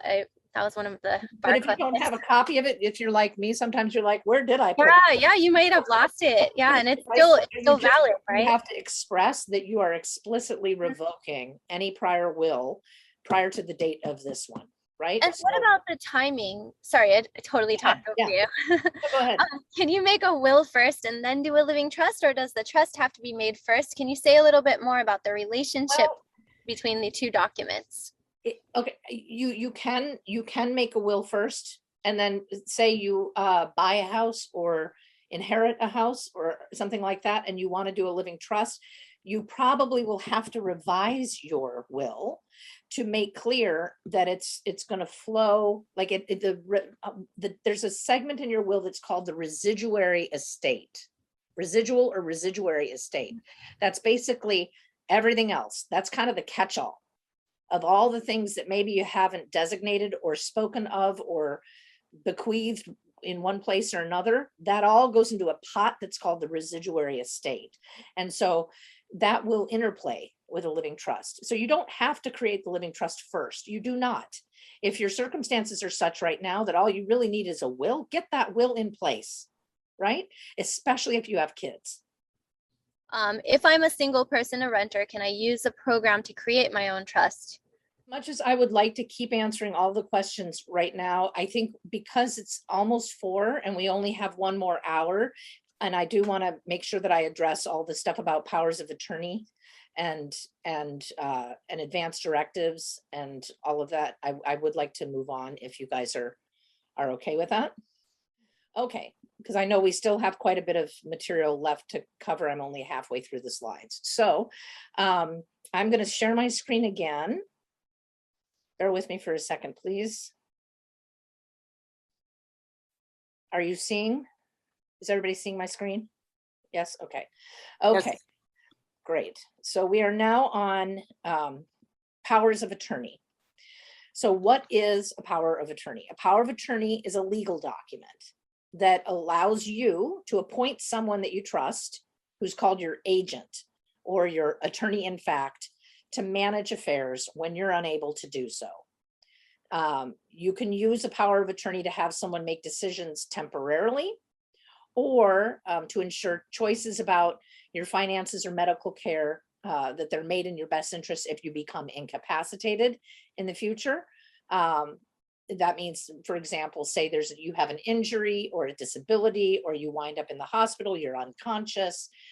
That's when these come into play. There are 2 principal kinds of powers of attorney in California. One is a power of attorney for finances, sometimes also called power of attorney for asset management. But it basically, that one governs, well, I'll get to that next slide. The other one is for healthcare decisions. So those are the 2 major categories of of powers of attorney. So what exactly is a financial power of attorney? That gives the person that you choose, it's usually called your agent, the legal ability to act on your behalf and help manage your financial affairs. Powers of attorney are highly customizable. You can decide it's just going to be for a period of time. Say you're going on retreat, even if it's only for a month or 3 months, right? You can enter into a financial power of attorney and give someone the power to manage your financial affairs for the time that you're on retreat. You also can make it durable. A durable power of attorney basically says at any point in time that you're incapacitated for whatever reason, that durable financial power of attorney kicks in and your agent can step in. The benefit to having a durable one rather than one of the ones that's more limited is that obviously it's more flexible, right? You don't have to keep re-executing for I'm on retreat now I'm off, I got to do a new power of attorney, etc. And if you have, as you should, whoever your actual agent is, should be someone you trust implicitly, that you have absolute trust in that person's ethic and integrity and willingness to look out for your interests and to comport with all minutia of their fiduciary obligations. Be very careful about picking a financial power of attorney, actually, and a medical one too, in my opinion. Then that person just can basically be standing in wait, right? So something happens spontaneously and they're there already designated in this legal document, and something happens to you unexpectedly. You don't have to rush out and try to put into place a financial power of attorney. You have it. Now, I just want to highlight for you all, there are different kinds of financial powers of attorney in California. As I said, there's a general financial power of attorney. That's a simple one that gives you, where you give either general or very specific powers to your agent to make certain financial decisions for you, whether that's operating a business, buying or selling property, accessing your accounts, handling your investments, etc. That form can be non-durable, which means you specify it's for a limited period of time and it ends if you become incapacitated, or durable, which means that the agent will continue to make decisions for you if you become incapacitated. So a durable financial power of attorney, as I said, it again focuses on how your agent can act on your behalf. And again, you specify what authority, what powers he or she has. And that means how the agent will act if you become incapacitated. Um, and the form has additional clauses that you can elect to put in or not. You can detail specific areas that you want to grant power over, if you can't do it for yourself, etc. Then there's a limited, or what's sometimes called a special financial power of attorney. And the limited one basically is, it's generally tends to be more task oriented, and for a specific period of time. So say you're going to be out of the country, for 3 months, and you want somebody to pay your bills and, be able to make deposits and transfers and, write checks for your mortgage or whatever it is. You enter into a limited power of attorney and you grant that authority, that specific and exclusive authority for the task or tasks and for the period of time that you want it to be. Then there's what's called a springing financial power of attorney. And that's one that is written and it comes into effect in the future, and only when there's a specific triggering event. For example, many people in the military use this when somebody's deployed, right? They have a springing power of attorney that then becomes activated when they're sent on an assignment abroad, right? So the person who is being deployed, it can happen very quickly, and then they don't have to worry about whether or not there's a financial power of attorney in place for them to govern, for their agent to be able to do things for them. So the next area is how to put a financial power of attorney in place. So in order to set up a power of attorney for finances, both the person who's the principal, that's you, say I'm creating a financial power of attorney, I am the principal, and the person who's the designated agent have to fill out and sign the form. So it's not adequate that I, as the principal, just say, Vanessa, you're going to be my financial power of attorney, and I sign it. No, Vanessa has to agree. Okay, I'll be your financial power of attorney. You have to both fill out and sign. There again are many places where you can download financial power of attorney forms, simple ones, but you're not required to use the exact forms. California only requires that you use similar language to what is included in what has been deemed an official, judicial council form. The more closely you tailor or customize a power of attorney to your own circumstances and needs, the better it will serve you. That said, as somebody brought up earlier, and please forgive me, I don't remember who, it can be really difficult sometimes. If you've executed a financial power of attorney, you go into B of A and they go, oh no, we want you to do ours. Or you go to Schwab and you say, hi, I'm going out of the country for 3 months, but I want to give my sister well, you have to do ours. This still happens.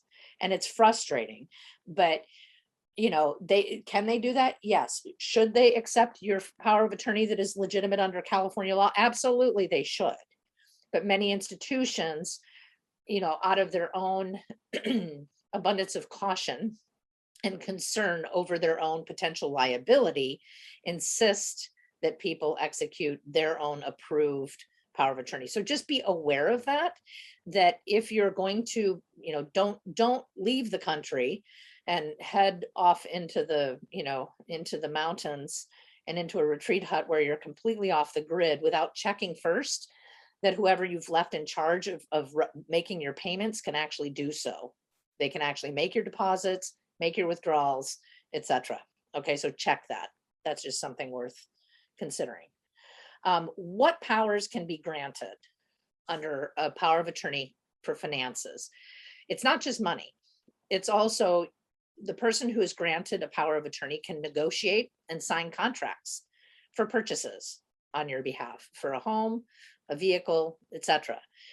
He or she can actually sell. If you grant them the authority to do so, that person can, as your power of attorney, sell things for you, including real property.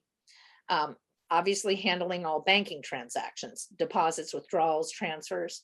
They can pay your bills. I already mentioned buy or sell property. They can file taxes on your behalf with the IRS or the Franchise Tax Board or whatever your local state equivalency of the California Franchise Tax Board is. They can arrange distribution of your retirement benefits. They can apply on your behalf for supplemental security income, SSI. They can apply for Medi-Cal benefits for you. So it's an important one to have in place, and particularly, as I had said, the durable one or a springing one that gets implemented, but the durable one, especially if you become unexpectedly incapacitated and you don't have insurance, if you have a durable power of attorney in place for finances, that person can get Medi-Cal benefits on your behalf, or can seek SSI benefits on your behalf. It's a good document to just have sort of sitting in your arsenal, taken care of, and in wait in case, because none of us ever knows.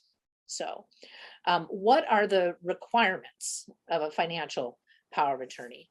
There are certain sections of the California probate code that apply. Not that anybody is going to go to those. It makes your eyes cross, but I've put them here just in case for the legal nerds like me and Vanessa. It has to carry the date of execution, meaning the date on which all parties signed it.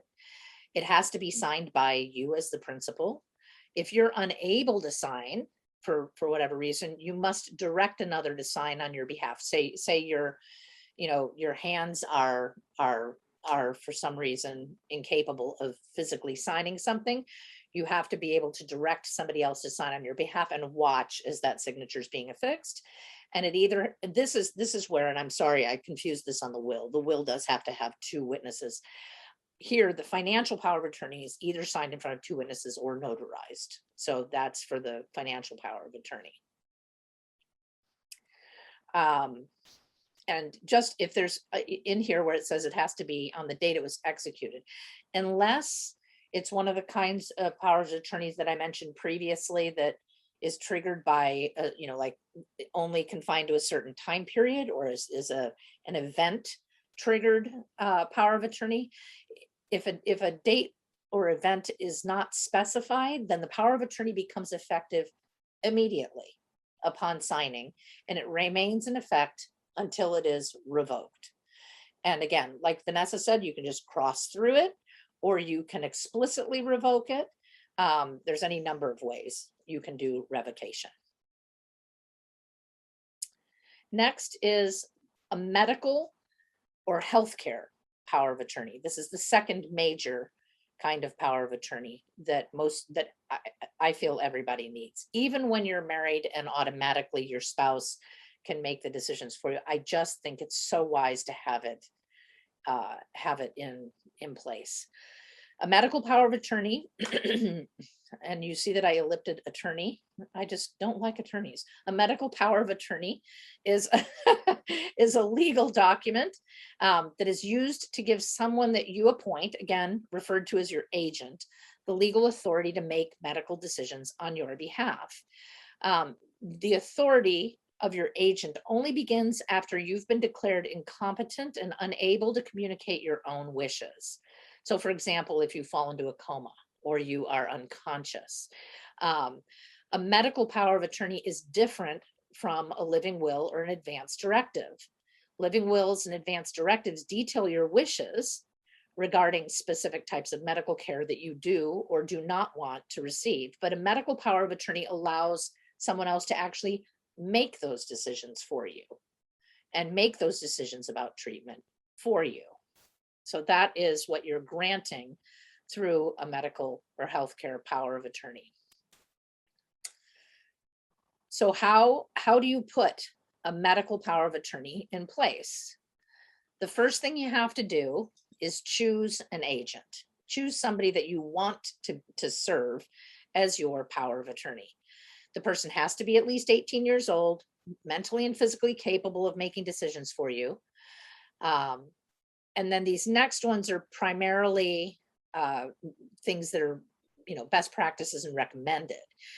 it's best if that person knows you well and that you trust to act in your best interests and in accordance with what your wishes are. And it's also good to pick somebody that you know is able to make decisions for you based on your desires, your wishes, and your opinions, not on their own personal beliefs or preferences or on their own grasping after you. If you've said withhold food and you've picked somebody to be your medical power of attorney who, I don't want to do that. Right. I want her to keep eating. I want to keep force feeding her food or, put water in whatever it is. Right. And this happens a lot. I mean, I've seen it so many different times, even with the best of intentions. So make sure that you really trust the person, and not just the trust, but that you talk to him or her about how hard it's going to be, that certain of your decisions may not be ones that he or she feel comfortable with, that they may feel the arising of a wish to do something differently because they're not ready to let you go. This happens a lot, primarily with family members, right? Children, adult children of parents saying, yes, I'll follow my pop's request. And then all of a sudden, pop is heading out and they want to call 911 and they want to keep pops here, right? So just have the conversation. Again, communication is super important to make sure that your person who is your power of attorney is aware of that and is prepared to do that. And then, that he or she's willing to accept that responsibility, because it's not always an easy one. Because things can come up very unexpectedly in those final moments. We never know how we're going to respond or react. And then also make sure that the person you're choosing to serve as your agent is available to consult with your physicians, to make decisions about your care when you're not able to do so. That's why it's often not considered the greatest thing to pick somebody who, if you can pick somebody who's relatively local to you, even if it's in the same state, that's great, or at least maybe in the same time zone. If they're really, really local, all the better. But just knowing that they're willing to come forward if needed. It's better not to pick somebody who is abroad, for example, to serve as your medical power of attorney, or even someone who's across the country, frankly, because it winds up being most times just practically something that is a very active, more day-to-day type of activity. So if you can pick an agent who's local to you. Who cannot be your agent? In California, there's some restrictions on who cannot serve as your power of attorney for healthcare. Your supervising healthcare provider. You can't name your doctor. Your supervising healthcare provider cannot serve as your power of attorney for healthcare. Cannot. Also, if you're living in a community care facility or a residential care facility, the operator of that facility can't serve as your durable power of attorney for healthcare. Similarly, an employee of a healthcare institution. If you're in a hospital, for example, and you really like your nurse can't serve unless she's your relative or your spouse or your domestic partner or your own coworker. Then there's an exception. But you can't pick an employee of the healthcare institution that you're receiving care from. And you cannot name more than one agent to act at the same time. You can have successor ones, right? You can say this one, and if this one's not available, that one, and if that one's not available, that one. But you can't say, I want both of these people to be my agent.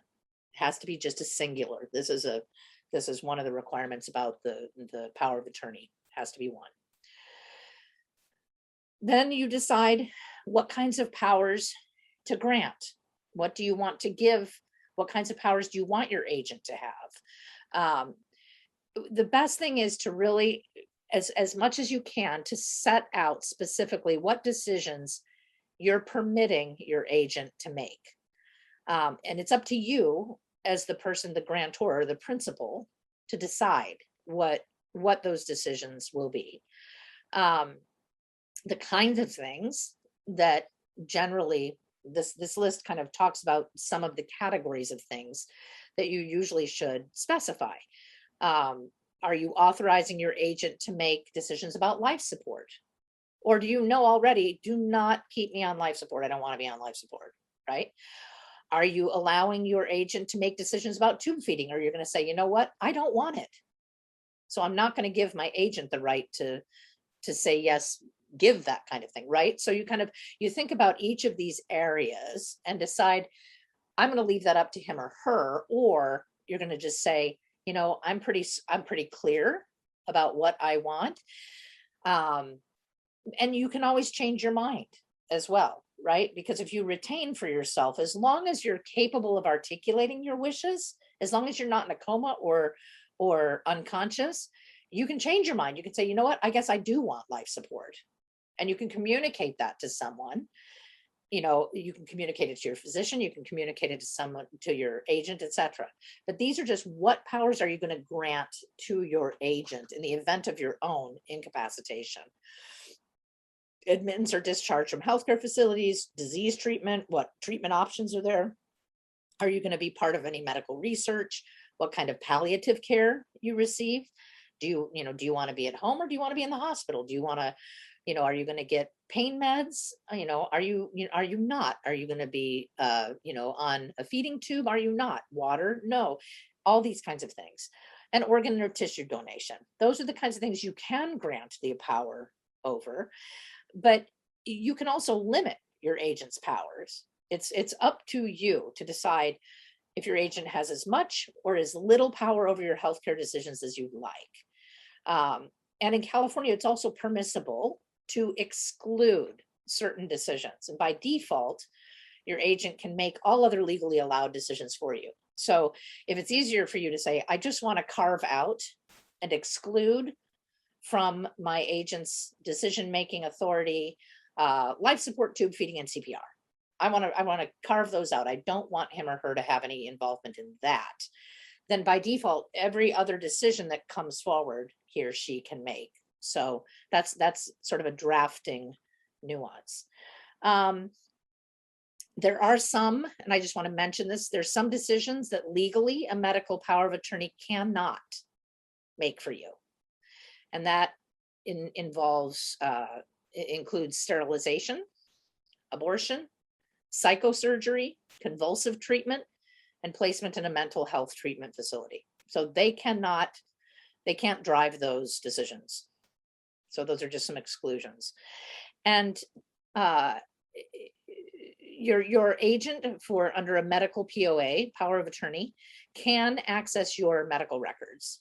That's something that's in the Code of Federal Regulations, which is federal law. Says, everybody's kind of generally familiar with HIPAA, which is the Health Information Privacy. I don't remember what the AAs stand for, something act. HIPAA protects your health information from disclosure. And so if you have a medical power of attorney, your agent can access your medical records without running afoul of HIPAA. So that's why at the very beginning, when I was talking about the 8 categories of documents, and I said that last one, the assistive, sometimes people need a HIPAA release. If you have a medical power of attorney, you're not likely to need a HIPAA release. But if your medical power of attorney, say I have a medical power of attorney and I've granted it to Vanessa, and then my mom comes into the hospital and wants to have access to my medical records, I might need a HIPAA release, right? So unless I have, again, in that medical power of attorney said, and Vanessa can extend this HIPAA release to my mom or to whoever else she deems appropriate to have the information. Okay. So again, as with many of the forms, you can specify a time when it goes into effect, or generally, if you sign it and you don't specify, it's only going to go into effect at X time. As soon as you sign it, your agent can start making the decisions for you. That's entirely up to you. And you can put that in the medical power of attorney. I want them to be able to make the decisions for me starting now, or I want them to wait until X, Y, or Z happens, or I want to wait for my doctor to say that I'm incompetent, that I can't make my decisions anymore. This is all within your control to specify when the agent can begin acting. The third step for a medical power of attorney is to sign the form. You have to sign it for it to be legally effective. And it has to be signed either in front of 2 witnesses or a notary public. Okay. And if you're a patient in a skilled nursing facility, that California law imposes a very specific requirement, you also need the signature of either a patient advocate or an ombudsman. So that's how they make sure that somebody's not being, pushed in a certain direction or under duress or what have you.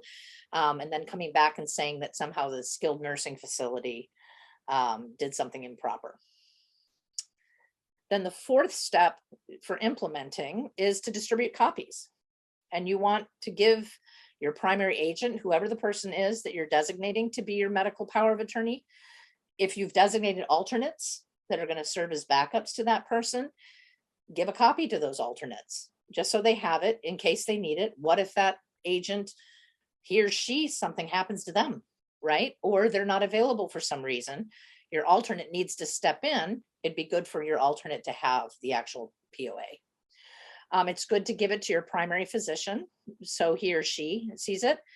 Loved ones, again, especially if there are potential problems with your loved ones. I mean, you don't need to like broadcast this across the universe. I'm making it sound like you do, but it depends on your circumstances. And if you think that there's going to be, when somebody's in the hospital unexpectedly and the sister has the power of attorney, but the common law spouse or the domestic partner doesn't, if there's tension, right?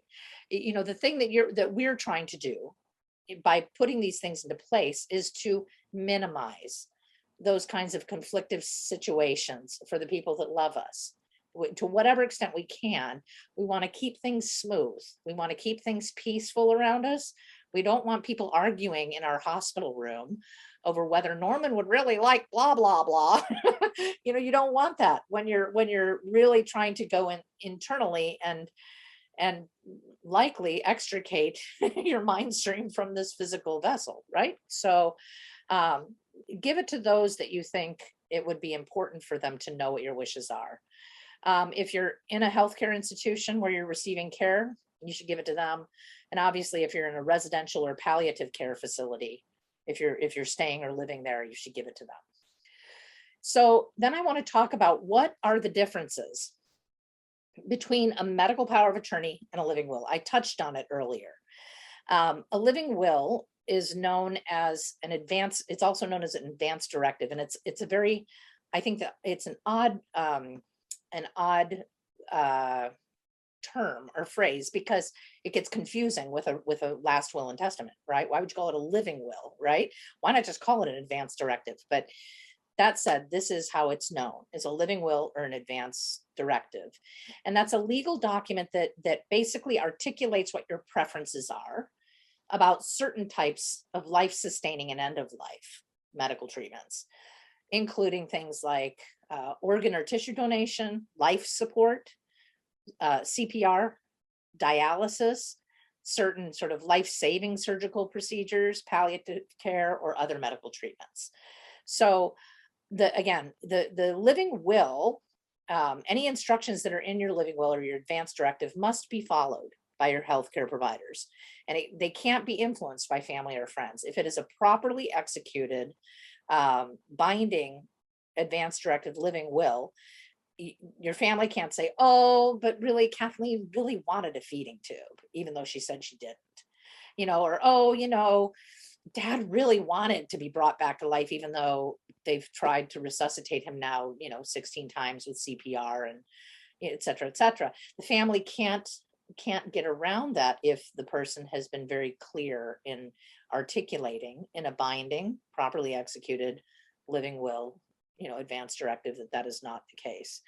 So, but the difficulty comes because, inevitably, we put a document in place, but then the circumstances, a medical situation arises that my living will doesn't cover, right? What then?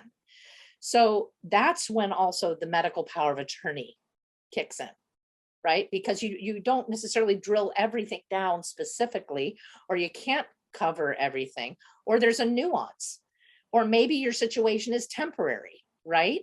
And so maybe it's not terminal. Maybe you're just going to, you need a breathing tube, or you need a feeding tube temporarily, and then you're going to kick back up, right? So maybe it's not hold off on everything, right? So there are those kinds of situations when you're temporarily incapacitated, not permanently incapacitated, but temporarily. You don't want necessarily somebody to say withhold everything. You want to say, yeah, make the effort, right?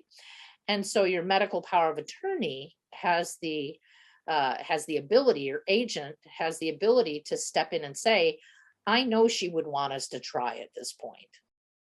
I know she would not want us just to give up and say, that's enough. Because if you don't have a medical power of attorney, if there's a situation outside of what's covered by your living will, your advance directive, they might appoint somebody.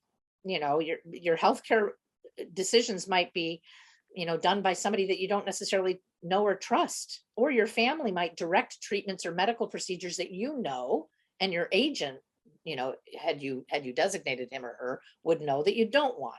So, but living wills only become effective once a triggering event happens, which is either you're unconscious, incapacitated, diagnosed terminally ill, or somehow declared to be in a similar end stage situation, end stage condition. So, so your living will is not going to govern it if you just become temporarily incapacitated. Say you get hit on the head and you're in a coma. Well, your living will isn't necessarily going to govern that, right? But your medical power of attorney will. Okay. So 3 main treatment decisions.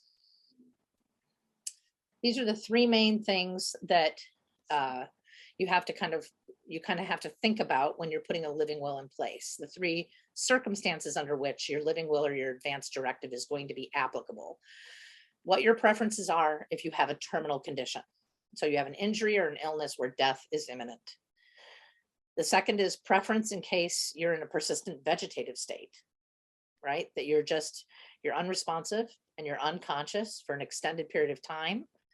And it's persistent. You're not likely ever going to come out of that condition. And then what your preferences are in the case of an end stage condition, like you have an advanced and incurable condition that will continue to deteriorate until the point that you die. So these are the 3 main categories that you need to think about for your living will. And for each of these types of circumstances, you want to think about, do you want the doctors to try to extend my life by any means necessary? And if we do, then you indicate that, you check that preference, do whatever you can to extend my life. Or if you want to say, you want to decide against life-saving treatment, you can still say, but I want palliative care. I want my pain eased. I want to be kept comfortable to whatever extent possible. I want to be able to have a peaceful passing, right? So, and then can a living will specify more than medical? Yes.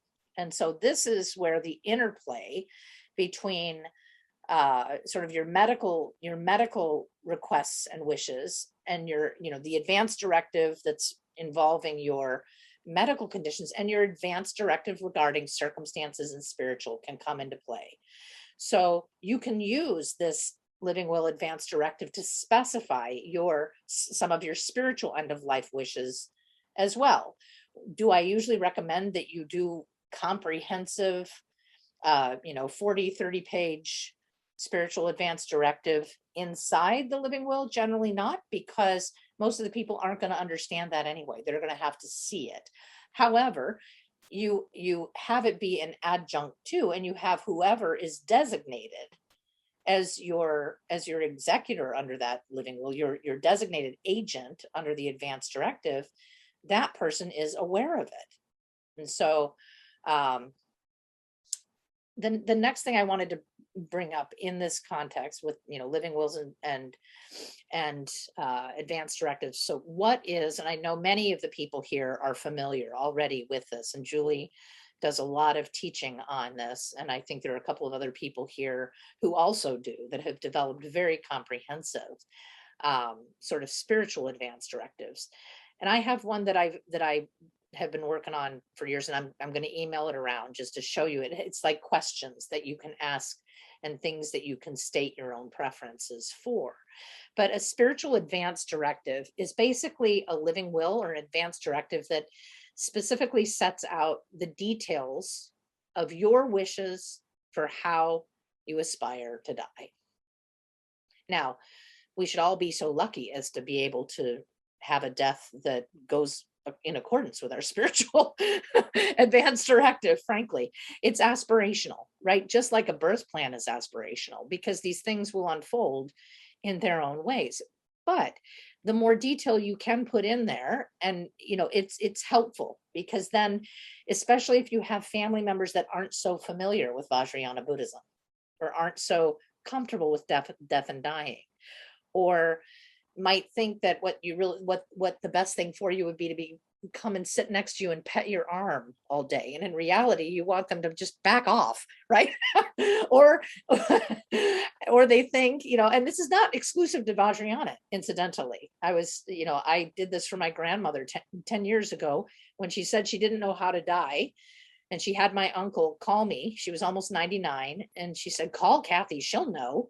And so, so Uncle Nick called, and I said, here's how you walk her through it. Now, she's not Buddhist, so I used different vernacular, different terminology. I used according to her faith. I said, visualize light and, going to God, or whatever I knew was within her belief system. But I also put things in there that I knew that I had talked with my grandma about. Like, she did not want, that she didn't want a lot of noise in her room. She didn't want a lot of commotion. She wanted sort of a prayerful, meditative container that she was in. She didn't want everybody weeping and being all like emotionally demonstrative and crying by her bed. She didn't want that. And she didn't want to be touched a lot. I actually talked about that with her on my last visit, which was 3 weeks before she died.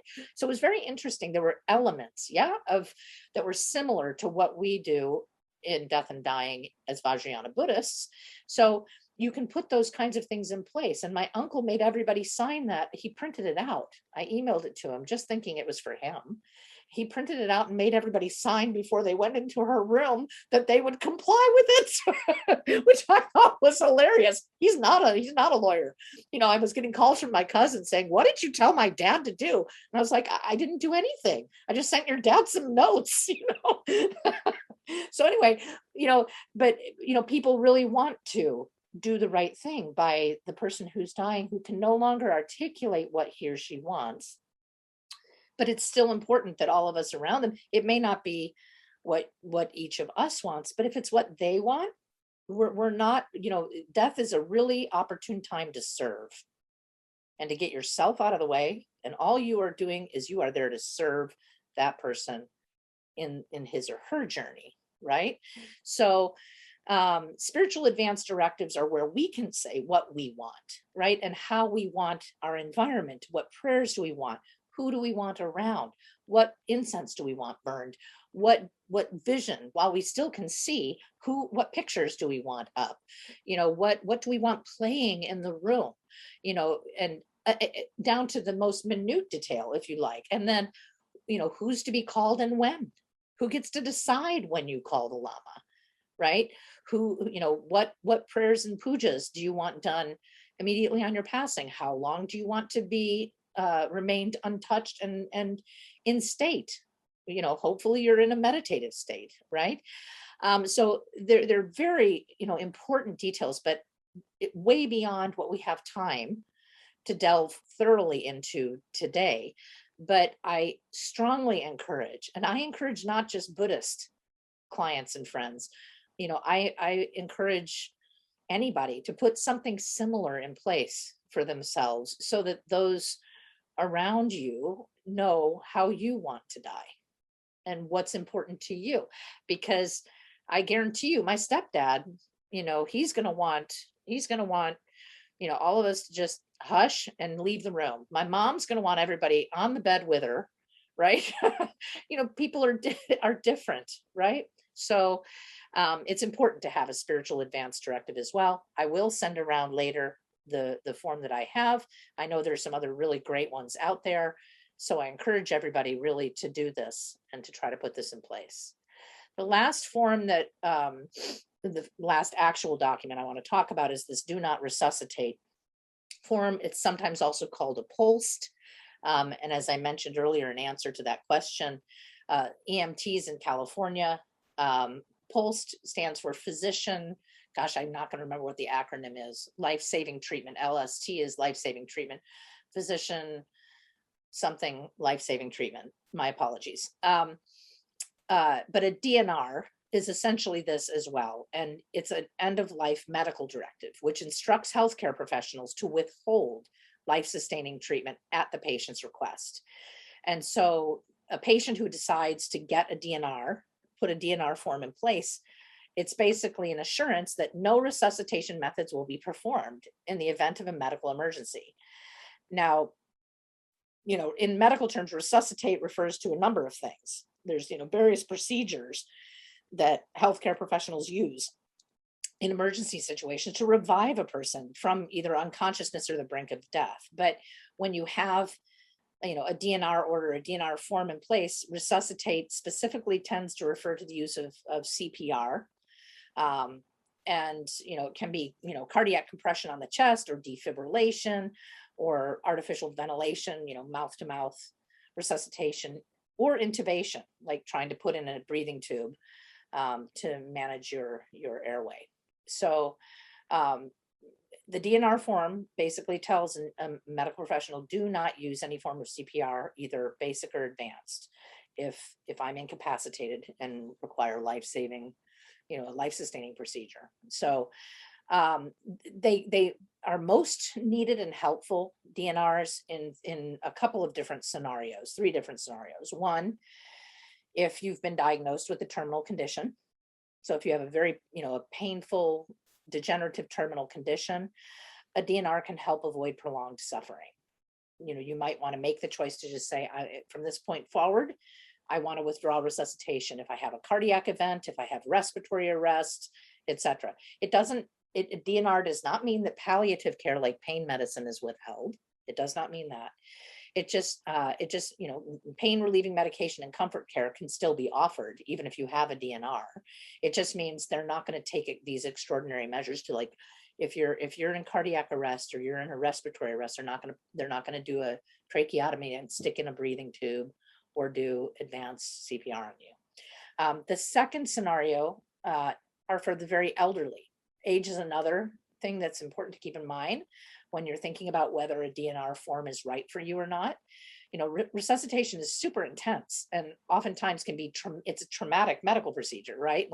When chest compressions have to be applied with extreme force to get the blood pumping again through the heart. So, people who've had CPR experience broken ribs, bruised lungs, damage to the heart itself. These are all potential ramifications of a successful CPR. And so many, an elderly person could be just like, look, I don't want that, right? Stop. I don't want all my ribs broken, and then have to come back and be in all this pain, right? So they're just things to think about. That's another, as we age, as we become older and our bodies become frailer, we may think about, a DNR in that context. Intubation is another one. I mean, that's so invasive, right? Intubation is when a breathing tube has to rapidly be inserted into the windpipe to maintain airflow, which can lead to minor to severe complications. It can damage the esophagus, it can damage other tissues in the throat, etc. So it's just something to think about. The third scenario where DNRs usually come into play is religious values. Now, some people might have the misimpression that signing a DNR would be prohibited within the eyes of many religious institutions, and it's not the case. It just isn't the case. And each person has to really consider their own individual, highly personal ethics and religious values when deciding whether to put something like this in place. Is it really, and it's not, are you somehow, curtailing your own life? You're not increasing. This is not a right to die with dignity where you're basically doing, self euthanasia. You're just saying, I don't want these extraordinary measures. And so if you have a question about it, talk to your llama.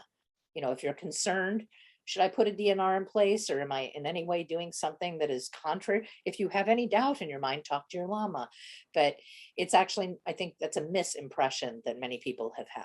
So it's really important to note too, your family cannot override. If you put a DNR in place, against your will, that unless you've authorized somebody as your medical power of attorney, your medical health care, only you can revoke that DNR. You can revoke the DNR, but your family cannot. Your people who are not your medical agent and are not you cannot come in and say, she really didn't want that DNR, right? No, they cannot do that. So here's where we all exhale. The eighth and final category of important end-of-life documents. These are the ones I've sort of sprinkled some mention of in the course of the presentation. There's three main kinds: letter of competency, the HIPAA release, and an organ or tissue donation form. The HIPAA release, number 2, is the one I mentioned. If you have a medical power of attorney, chances are you won't need this HIPAA release unless you want people, in addition to your medical agent, to have access to your medical records, which some people do want to do. They may want other members of their family to have access to their medical records so they can look at them for any number of reasons. So you might need a HIPAA release. Organ tissue donation form, and making sure you're registered. If that's important to you to be an organ donor, be sure you have looked into, carrying a card or putting that into your medical directive somewhere, and in fact, possibly registering on the national registry for yourself, if that's important. Letter of competency. Sorry, my apologies. A letter of competency is basically needed. They're rarely needed, but they are needed if you're suffering from any kind of degenerative mental or physical impairment that may call into question your capacity to sign your documents. So in other words, if you have beginning stages of dementia, or if your doctor thinks you may be in the beginning stages of Alzheimer's, if you have brain cancer, if you're on medications that are severely impacting your capacity to make decisions, you may need your doctor, your treating physician, to issue you a letter of competency that attests that you actually are of sound mind and capable of signing the documents that you're signing, whichever ones they are, right? It's not just for a medical power of attorney or, living will or whatever. Any of these, you may need that letter of competency. People sometimes get letter of competencies as well, or letters of competency when they are anticipating, when they have people in their family situation that maybe there's tension, right, between two kids, and the daughter knows that her mom is sharp, but the son is going to be like, you put her up to that or whatever, right? And she wasn't capable of changing her will. If the treating physician for the person making the change says she's fully competent, and you have that in your file, then it sort of cuts the legs out from under that kind of dispute, or at least it makes it less likely to gain any traction. So that's what these last ones are. Now, the last thing I want to touch on before I stop and take more questions in our remaining time is this component is so important too. And it's not, no, it's not legal advice, and no, it's not any of that. It's just as a practical advice, how to organize all of your information. Okay. Inventory and organize these things just one by one. Take them in turn. Please do them for yourself. You will be so happy you did. And everybody who's trying to help you as you're winding up, whenever that may be, will be so grateful to you for having done this. Any online accounts, whether that's, look, we're all so highly digitized these days, right? We are, we pay almost everything online. So does anybody in your life know how to get onto your computer if they needed to be able to check your bank balance or to send a payment so that you don't go into default. How do you get onto your phone? I mean, facial recognition and thumbprint stuff, that's great, but what's the default password, right? Like if you're not there and they can't use your thumbprint or use your face, what if your face is unrecognizable? You got into a horrible accident, who the heck knows, right? So keep somewhere, put this into place, keep a list, lock it, get a small tiny safe that you put under your bed, that's a fire safe, a fireproof safe, and stick it in there. And when you update it from time to time, update it.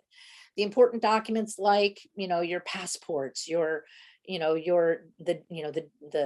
car title, the deed to your house, whatever, anything you think of as important information, including medical information, right? Vaccination records or what have you. All your important documents, make an inventory and keep a copy of it somewhere. And electronically, there are many different services that have safe electronic services to keep these things. Scan if you can, and if not, make a physical copy and stick it in that fireproof safe.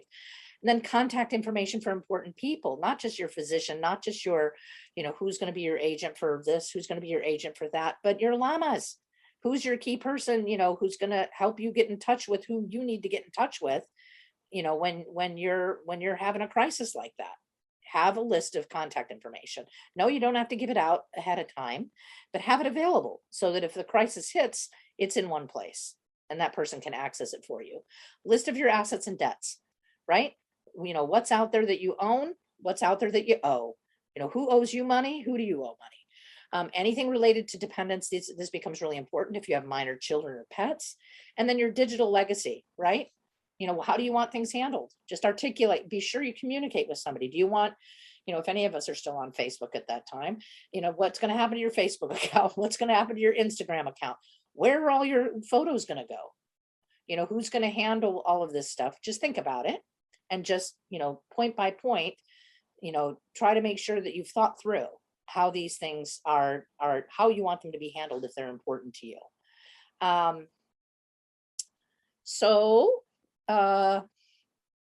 Questions? Okay. Number one, I'm going to start with the outstanding questions from last list. And from this next segment, we only have 4. So I think we'll be able to get through it. Okay.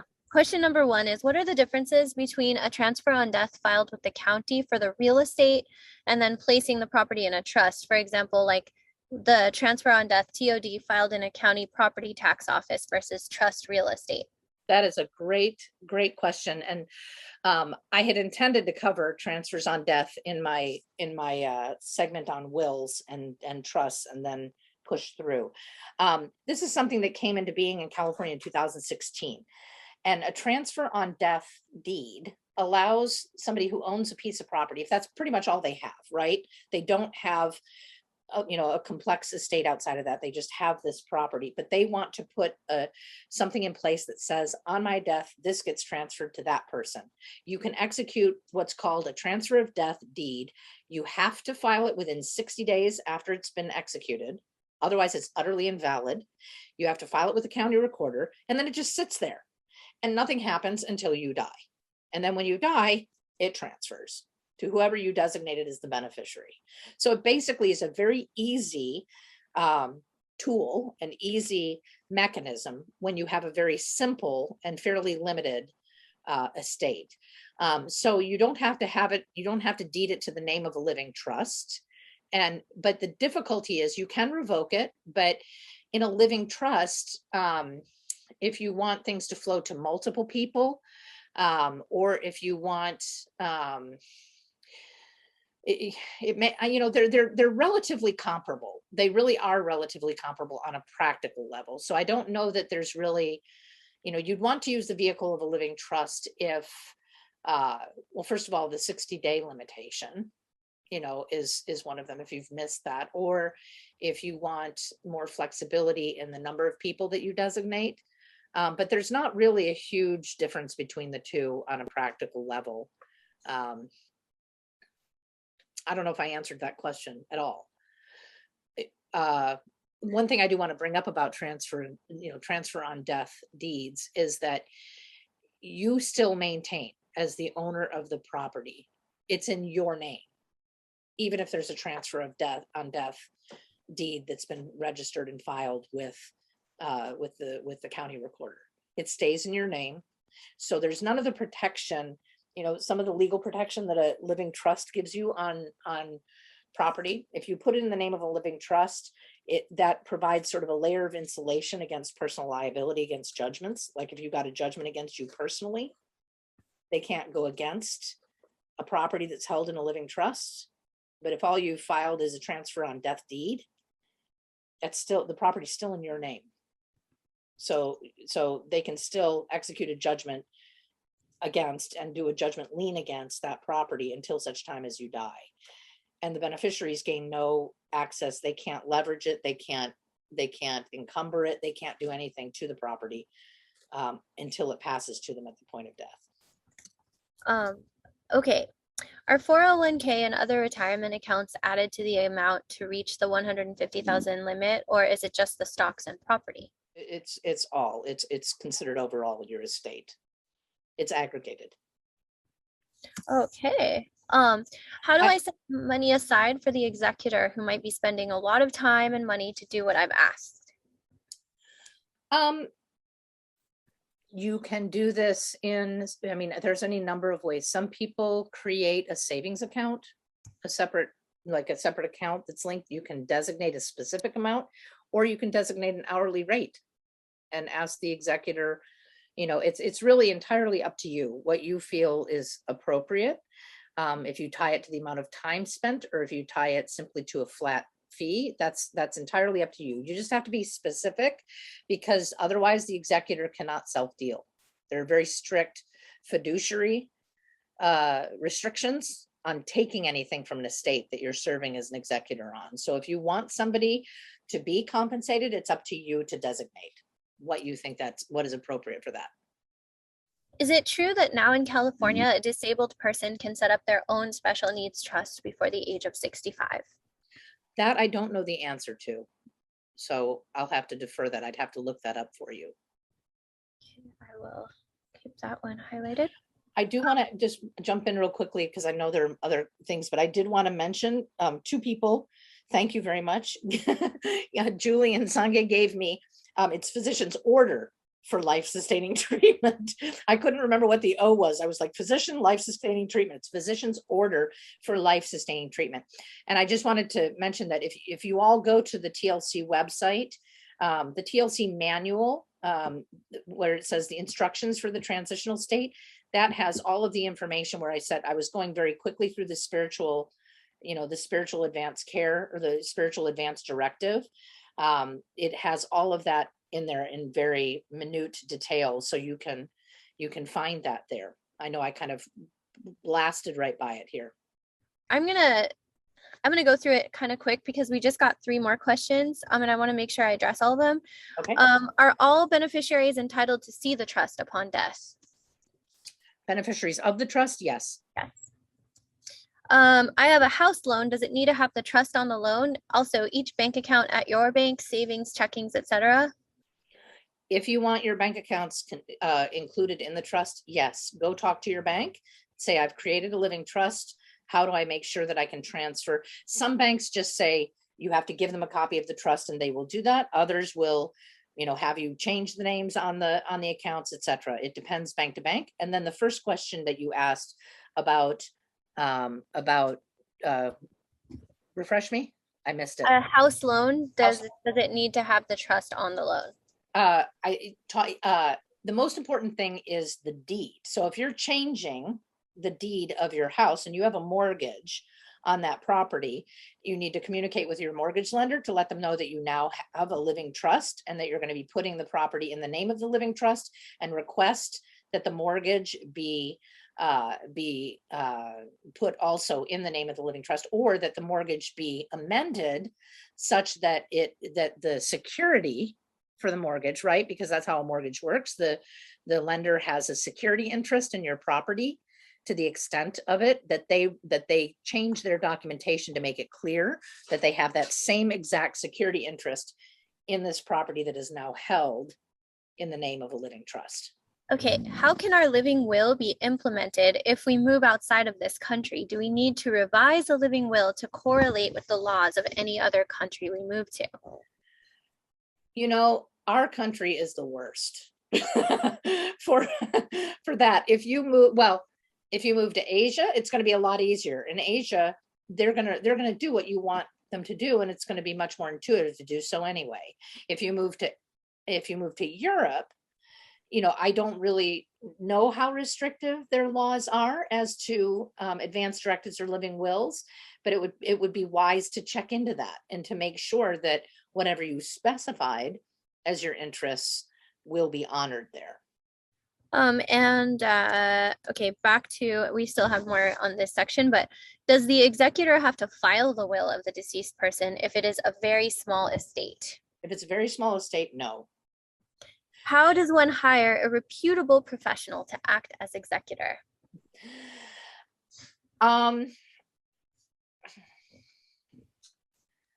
I would talk to people that you trust who work within either financial services or banking or the legal profession. Ask them for a referral.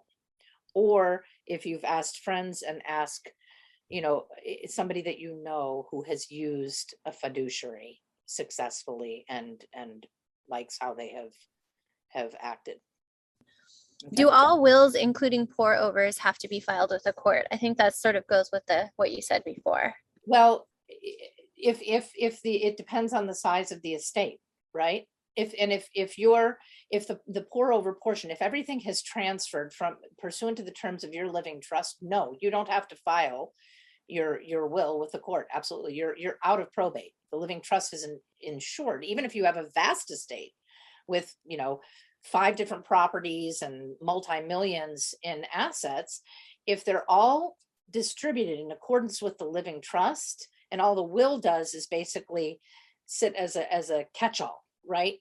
As the just in case, you're not going into probate. You're not going to do it.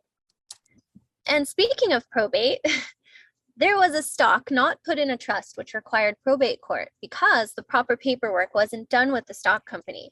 And some stock companies request their own documents, which led to the probate court having to deal with it since the documents weren't signed. Does this make sense? Oh, yeah. That's exactly what I was talking about with dotting the I's and crossing the T's. That is exactly the situation that is so much of a headache. And I'm sorry. Next question. Can my husband and I set up a trust together? Yes. How do you give money to a nun or a monk in Nepal who doesn't use phone or email? Through someone. No, it would have to be, no, and I'm not being glib. I don't mean to sound glib, but it would be, you would in your will or in your living trust, you would designate somebody that you know and trust and ask them to be the guardian, essentially the guardian of that money, that sum that you want to go to that person. Okay. Does a terminally ill person who chooses, quote, death with dignity, aka assisted suicide, have to prove his or her mental competency? You know, it's been a while since I looked at all the death with dignity provisions. I did look at them briefly in conjunction for this presentation, but I decided not to dive into them because I felt it was a bit afield from the document. So I'm sorry, I can't answer that off the top of my head. Does a mother of a 20-year-old need a HIPAA form to access the hospital in an emergency? Because they're over 18. I believe so, yes. Okay. But some doctors allow that what has happened both in medical, like physical medical, not just mental medical institutions. Sometimes they will take an oral agreement. So it normally I tend to be like, get the HIPAA release in place, but sometimes some doctors will, if the patient says you're authorized to speak to my mom, they'll do it. Okay, please clarify whether advance directive or holder of power of attorney are determinative. Under what conditions can the holder of the power of attorney override an advance directive? I don't know if I understand the question. You mean in the, In other words, like if somebody's a holder of a power of attorney, can they go, because now they're sort of standing in place of the individual, can they then override the advance directive in writing? Like, how do these two interplay? well, the advance directive controls what your wishes are. So the power of it, if you have in the power of how this interplays is that if your advance directive says, I do not want, you know, life prolonging treatment, and your power of attorney says, I'm not giving that authority to my decision maker because I've already decided, right, that I don't want that. So I'm not going to let if you have the same attorney, this is the issue that comes up when you're trying to draft your own documents. If you're not looking at that, an attorney will know that they have to make those two documents internally coherent and consistent, right? So that you don't grant in the power of attorney for medical something that you've already said in your directive definitively how you want it handled. Does that make sense? You mentioned at one point that a person can, while competent in a hospital, verbally specify changes in their desired treatments as written in the advance directive. How would such a change be established so that it extends beyond the people present in the room at the time? You'd want to do a new advance directive because you're talking about the person, him or herself, for their own advance directive. If you change your mind and say, I now want this, it would be wise to do a new advance directive that says, I want this. And or talk to your medical, but your medical power of attorney, if you said, I want this, and then all of a sudden you go unconscious the next minute, they can implore your physician, and physicians have a different duty, right? Physicians have their Hippocratic oath to keep people alive. So they're not going to be the ones saying, no, we must withhold. It's going to be the power of attorney, if anybody. So if you've articulated it to, or it's been expressed to, but these situations can get messy. Speaking of messy, that leads into this question. What if you live alone and your healthcare power of attorney isn't aware that you are incapacitated? Hopefully somebody will become aware. That's the other reason to make sure that certain people around you, if you live alone, make sure that certain people around you have access to your medical powers of attorney. If a hospital insists that you use their advance directive and it doesn't completely express what you want, can you have your own living will as an addendum? You don't really have your own living will as an addendum. You just basically add to their form. Right. You can right? supplement their like Supplement their form, correct. And I skipped a question from the previous segment, so I'm going to go through that. We only have a couple questions left. I think we'll finish pretty close to the time. My parents have a revocable trust. My mother is the first trustee and I am the second trustee. My father died recently in October 2021. Is there anything that my mother or I need to follow up on right now? That depends on the terms of the trust. Read the trust. Read what the trust says. Okay. It's important that you understand what the trust does in the event, because if the trust was, the Nancy and Henry Barrett, those are my parents, living trust, the trust itself should say what happens upon my dad's passing, right? So for me to be able to, I can't tell you without looking at that trust document, what, if anything, you need to follow up on, other than to say, read it. Oh yeah. And then with a spiritual directive, how do we designate certain things when we have children who may be emotional or needs that may contradict the exact Tibetan Buddhist plan? I'm not, well, first of all, talk to your kids, talk to your children, and really encourage them to respect that this is your beliefs, that this is what's important to you, and it's your dying process. That's the first and foremost. Outside of that, it's just putting everything in place and putting everything in writing so that it's there and clear. And so somebody will be like, this is how she really wanted us. If, death also has a tendency, even if people are fighting you while you're alive, if you go, there's a softening that occurs. Like, I really feel like, people realize they want to be their best and do their best by the person who is passed to honor them. Okay, and then are the medical power of attorney and advanced healthcare directive documents separate in all states, for example, Oregon, or can they sometimes be combined in other states? They can sometimes be combined. The medical and the advanced directive, the living will, advanced directive, and a medical power of attorney can sometimes be combined. I want to go back though, because I don't want to forget the person who asked of those three categories. The three circumstances are: one, when you or the person you're assisting has been diagnosed with a terminal condition. So a DNR can help avoid prolonged suffering. The second scenario is the very elderly, because resuscitation can be intense and oftentimes traumatic and can result in, broken bones, et cetera, et cetera. And then the third that I mentioned is religious values. So, that there's the misimpression that signing a do not resuscitate is prohibited in the eyes of many religious institutions, but that's actually not the case. And it's just urging when I mentioned it was that people should think about what their own personal ethics and religious values are before they execute a DNR.